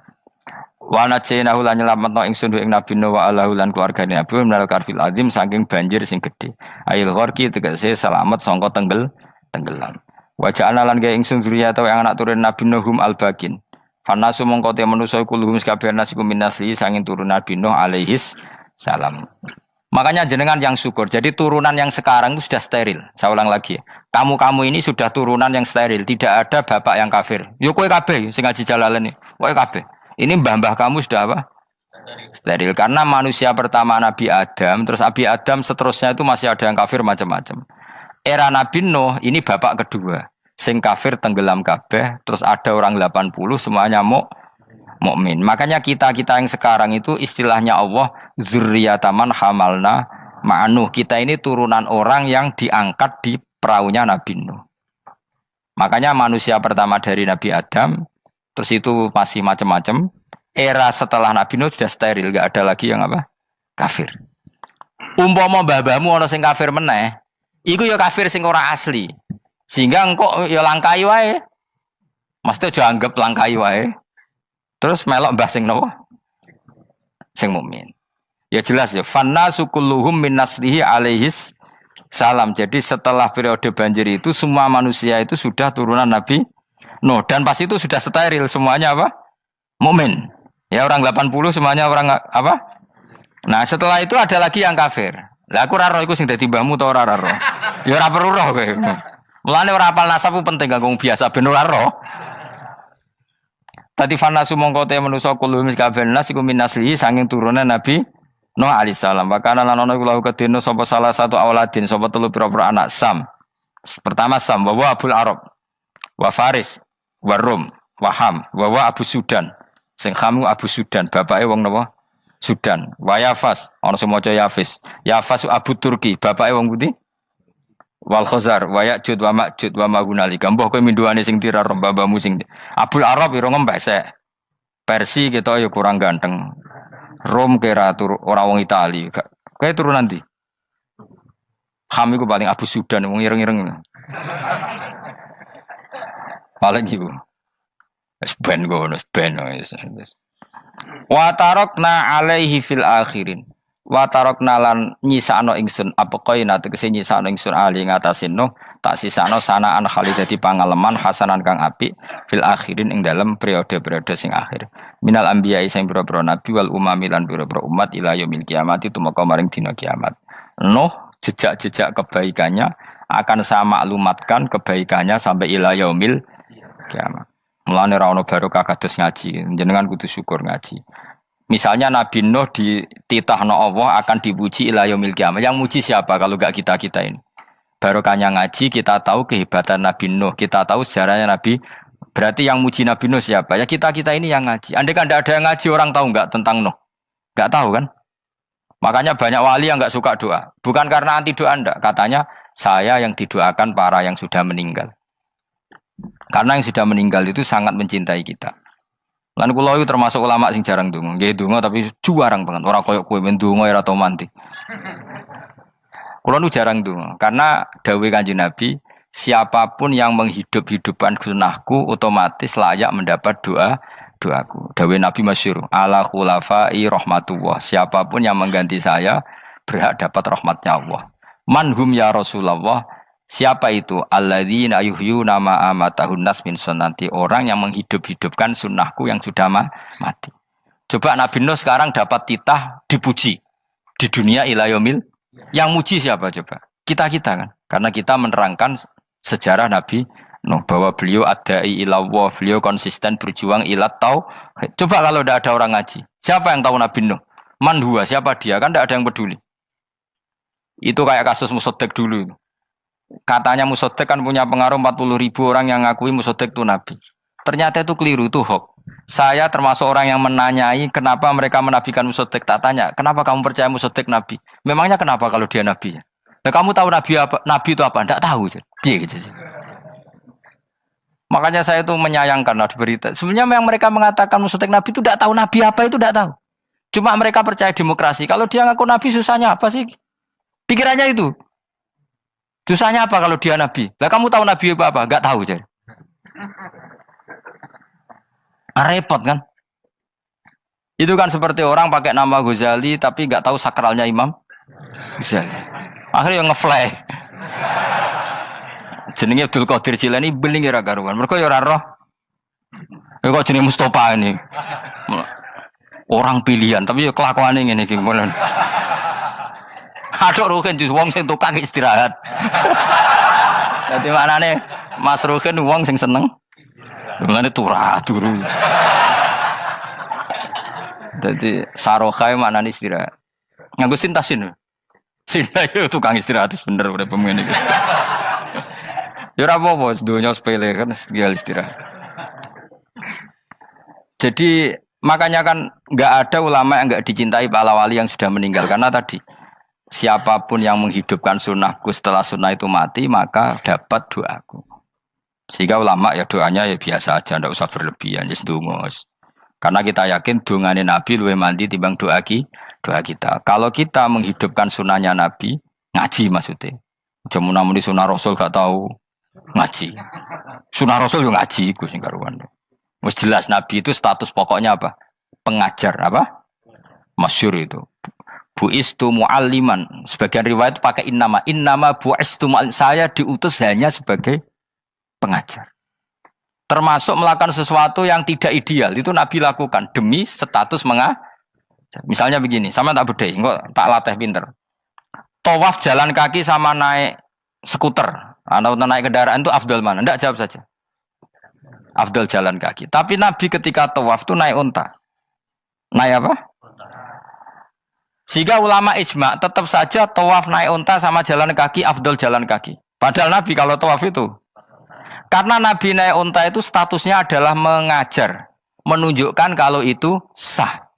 Jadi nilainya bukan enak-enak naik unta tapi mensyariatkan kalau itu sah. Dong ya. Kayak saya pakai baju hem. Dengan orang Arab pakai jubah. Mungkin cara Allah itu afdol saya. Saya orang Indonesia loh ya. Maksudnya saya ini orang Indonesia. Maksudnya saya orang Indonesia, saya orang lagi. Bukan dengan status Habib atau ulama atau orang Arab. Guling-gilingan bahwa saya mengesahkan baju hem untuk sholat. Makanya dulu pernah di salah satu komunitas tabiin, saya ulang lagi tabiin. Itu semuanya pakai jubah, pakai serban. Jabir yang sahabatnya Nabi termasuk Abdullah bin Mas'ud, dia datang ke masjid, jubahnya itu dicopot, terus dia sholat tanpa pakai jubah. Sampai geger tabiin, ini gimana sahabatnya Nabi sholat kok pakai jubah, jubahnya dicoplok, dicendel no. Terus dia sholat. Ketika sholat ditanya, ya sahibah Rasulullah, kok ini sahabatnya Nabi sholat pakai jubah kok malah dicopot. Supaya kalian semua tahu bahwa kita dulu zaman Nabi biasa sholat pakai sarong, terus diikatkan di leher, saking tidak menemukan jubah. Tapi itu menjadi penting supaya orang tahu bahwa syarat sahnya sholat tidak bergantung harus pakai jubah. Meskipun kita sepakat pakai jubah sunat, kita selalu sepakat pakai jubah sunat. Tapi harus ada enggak? Kalau semua kiai pakai jubah, nanti satpam harus pakai, supir harus pakai. Karena kalau mau sholat jadi bingung. Ini barokahnya Jabir, orang tahu ternyata sholat itu yang paling pokok adalah nutupi aurat. Sama Rasulullah itu kadang tidak melakukan ibadah kelas paling afdol. Kayak tadi beliau tawaf naik unta. Tapi itu menjadi afdol karena nilainya mengajarkan bahwa itu sah. Paham gitu? Terus beda. Perilaku sama pengajaran itu beda. Rasulullah itu gak mungkin sholat lupa. Tapi Nabi pernah lupa. Andai kan Nabi tidak pernah lupa, kita tidak tahu caranya kalau sholat masyhur itu. Nabi pernah sholat hanya 2 rakaat, terus beliau akan pulang, terus sahabat diam semua karena mereka punya adab. Terus ada orang yang agak bedui, aku sirati sholatu amnasita ya Rasulullah, ini sholat model qashar apa memang kau lupa? Karena sahabat mulai dulu sudah ngerti usul fikih. Kalau ini duhur 2 rakaat, mulai besok berarti 2. Karena ngambil yang paling akhir. Zaman Nabi kan ada nasa mansuh. Kalau tak kemarin duhur 2, berarti duhur terkini 2. Terus Nabi balik lagi ke majelis mengkonfirmasi ahakun maqalau Dzulyaden, apa yang dikatakan Dzulyaden tadi benar. Iya ya Rasulullah, engkau tadi sholat hanya 2. Terus Nabi takbir menambahi 2 rakaat. Artinya apa? Kalau kamu lupa itu tidak harus mengulang dari awal, cukup bina meneruskan. Sehingga misalnya kita tawaf sudah 3 putaran, terus kita batal, ya kita wudu saja. Mulai awal apa teruskan terus keempat? Coba kalau Nabi gak pernah salah seperti itu, kita tidak tahu cara ngelola kesalahan. Ya misalnya kamu tawaf terus batal, kamu wudu nambah keempat apa mulai dari awal? Nambah keempat, karena setiap seperti itu bana alama fa'ala, harus meneruskan, bukan andai kan Nabi tidak pernah melakukan itu, kita tidak tahu caranya. Ojo kok malah komentar sholat nganti lali kowe eling opo wae, cangkemmu. Laline Nabi ora koyo lalimu. Mulane ana imam sholat salah iku anggap ae niru Nabi. Cuma bedane Nabi untuk ganjaran wong iku gak ngono, tapi tetep Jadi Nabi itu beberapa kali itu ngalami sesuatu yang tidak afdol. Tujuannya satu, untuk pelajaran. Makanya masyhur itu riwayat makuntu ansa walakin unassa li as-sunnah. Saya itu tidak pernah lupa, tapi sama Allah didesain lupa li as-sunnah supaya itu jadi sunnah. Jadi makuntu ansa walakin unassa li as-sunnah. Jadi saya tidak pernah lupa, tapi sama Allah didesain lupa supaya jadi sunnah cara ngelola kelupaan. Misalnya sholat 3 apa 4, milih 3. Milih al-aqal. Karena itu satu-satunya cara. Sehingga Nabi didesain pernah sholat hanya 2 rakaat, terus diingatkan sama sahabat. Terus itu jadi sunnah caranya ngelola apa lu? Caranya ngelola lupa. Begitu seterusnya. Nabi ngendikan al-ajur bi qadri ta'ab secara makna seperti itu. Tapi Nabi sendiri tawaf itu naik unta. Sehingga sekarang ada orang naik skuter, naik kursi roda, itu dikiaskan karena Nabi dulu pernah berkendara. Coba kalau Nabi tidak pernah berkendara, wong sing lumpuh gak iso tawaf, wong sing sakit gak bisa tawaf karena gak ada riwayat Nabi pakai kendaraan. Tapi barokahnya Nabi pakai kendaraan, semua referensi itu gampang. Meskipun Nabi sendiri pas itu masih sehat, sangat sehat. Tapi biar jadi sunnah, kalau seperti itu tidak apa. Karena tadi Nabi itu yang penting buistu mu'alliman, saya diutus sebagai pengajar. Kadang Nabi melakukan sesuatu itu tidak ideal. Tapi tidak ideal yang akhirnya malah lebih ideal ketimbang ideal kita. Karena apa? Nilainya taklim, mengajarkan. Itu masyhur itu dalam ilmu ushul fikih. Jadi yang dilakukan Nabi jaiz, biasa-biasa saja atau boleh, itu statusnya bagi Nabi adalah fardhu ain karena liwujubit taklim, karena menjadi kewajiban mengajar. Masyhur itu jadi dalam usul fikih itu. Karena Nabi berkeharusan menjelaskan. Sehingga kamu jangan tanya, apakah yang dilakukan Nabi itu mesti kelas paling utama? Jawabannya ya, misalnya gini. Nabi itu sangat mencintai Qiyamul Lail. Sangat-sangat mencintai Qiyamul Lail. Tapi Nabi hari keempat itu sudah gak mau ikut sholat di masjid. Terus ada riwayat, kubu sebelah bilang Nabi baru sholat 2 rakaat terus enggak. Ada yang bilang 8. Macam-macam. Nah, yang jelas orang sepakat riwayat itu, hari keempat Nabi sudah gak sholat di masjid. Dan itu bagus bagi Nabi, meskipun bagi kita agak bagus. Kenapa? Andai kan Nabi sholat Qiyamul Lail selalu di masjid dan selalu 20 rakaat atau selalu 8 rakaat, pasti orang ngira itu fardhu ain. Bahwa Qiyamul Ramadan harus apa? Di masjid. Dan harus 20 rakaat atau 8. Tapi Nabi dari awal sholat itu tidak konsisten. Kadang 2 rakaat, kadang 4 rakaat, kadang 6 rakaat, kadang 9 rakaat langsung. Tanpa salam. Full langsung salam. Kadang 2 salam, 2 salam. Kadang 9 rakaat. Full langsung salam. Akhirnya apa? Imam Syafi'i berkesimpulan, yang namanya tasyahud awal itu sunat. Kamu sekarang sholat duhur, keyakinan kamu tasyahud awal sunat gak menurut mazhab Syafi'i? Sunat kan? Karena Nabi pernah sholat malam 9 rakaat langsung tanpa tahiyat. Salam 1. Nah karena Nabi tidak konsisten juga beberapa kali meninggalkan itu, umatnya tahu kalau tarawih itu sunat. Sehingga bakul mie ya tetap adol mie yang tatpam tetap jaga. Dan orang tidak akan mencibir itu karena memang ada yang pulang tarawih, ada yang enggak, dan itu kebanyakan. Yo barokah Nabi tadi. Loh saya betul, saya itu tidak sombong. Saya itu punya pondok, punya santri banyak. Sampai sekarang saya kadang ya tidak tarawih, yo radelik biasa. Supaya orang tahu kalau itu mah enggak wajib. Tapi berhubung saya nama kadung apik, ngono ku yo ora dadi jatuhku, aman. Tapi sebenarnya hatiku yo nangis, kangen kula mbek pangeran. Lu Nabi sangat kangen mbek pangeran, tapi kalau melakukan ibadah secara terbuka semua pasti dikira itu wajib dan itu memberatkan umatnya. Nah, kowe ora usah ngono, kowe ora usah terus niru Nabi, kadang-kadang ra traweh niru Nabi. Kowe bolak-balik wong ora ngarah, anut kowe ora ngarah. Mulane traweh wae, nek kowe bareng traweh wae. Kok GR apa ono sing nyoroti perilakumu ora ngarah. Makanya kenangannya Sayyidah Aisyah itu, kenangannya beliau itu, wa in sama siapa teks hadisnya, ini ada di Sahih Muslim, wa in kana Rasulullah la yadaul amal wa yuhibbuhu makhafata ayyufradu alaihim. Sungguh Rasulullah itu sangat mencintai amal tapi beliau terpaksa meninggal. Jadi Nabi itu sangat merindukan amal tapi terpaksa beliau meninggalkannya, takut itu dianggap wajib. Misalnya Nabi siwakan. Kebayang nggak kalau kamu bangun tidur nemu bupati nggak kebayang, nemuin presiden apalagi nggak kebayang. Lalu kamu bangun tidur langsung sholat, wudhu terus sholat tanpa siwakan, kebayang nggak? Kan nggak kebayang.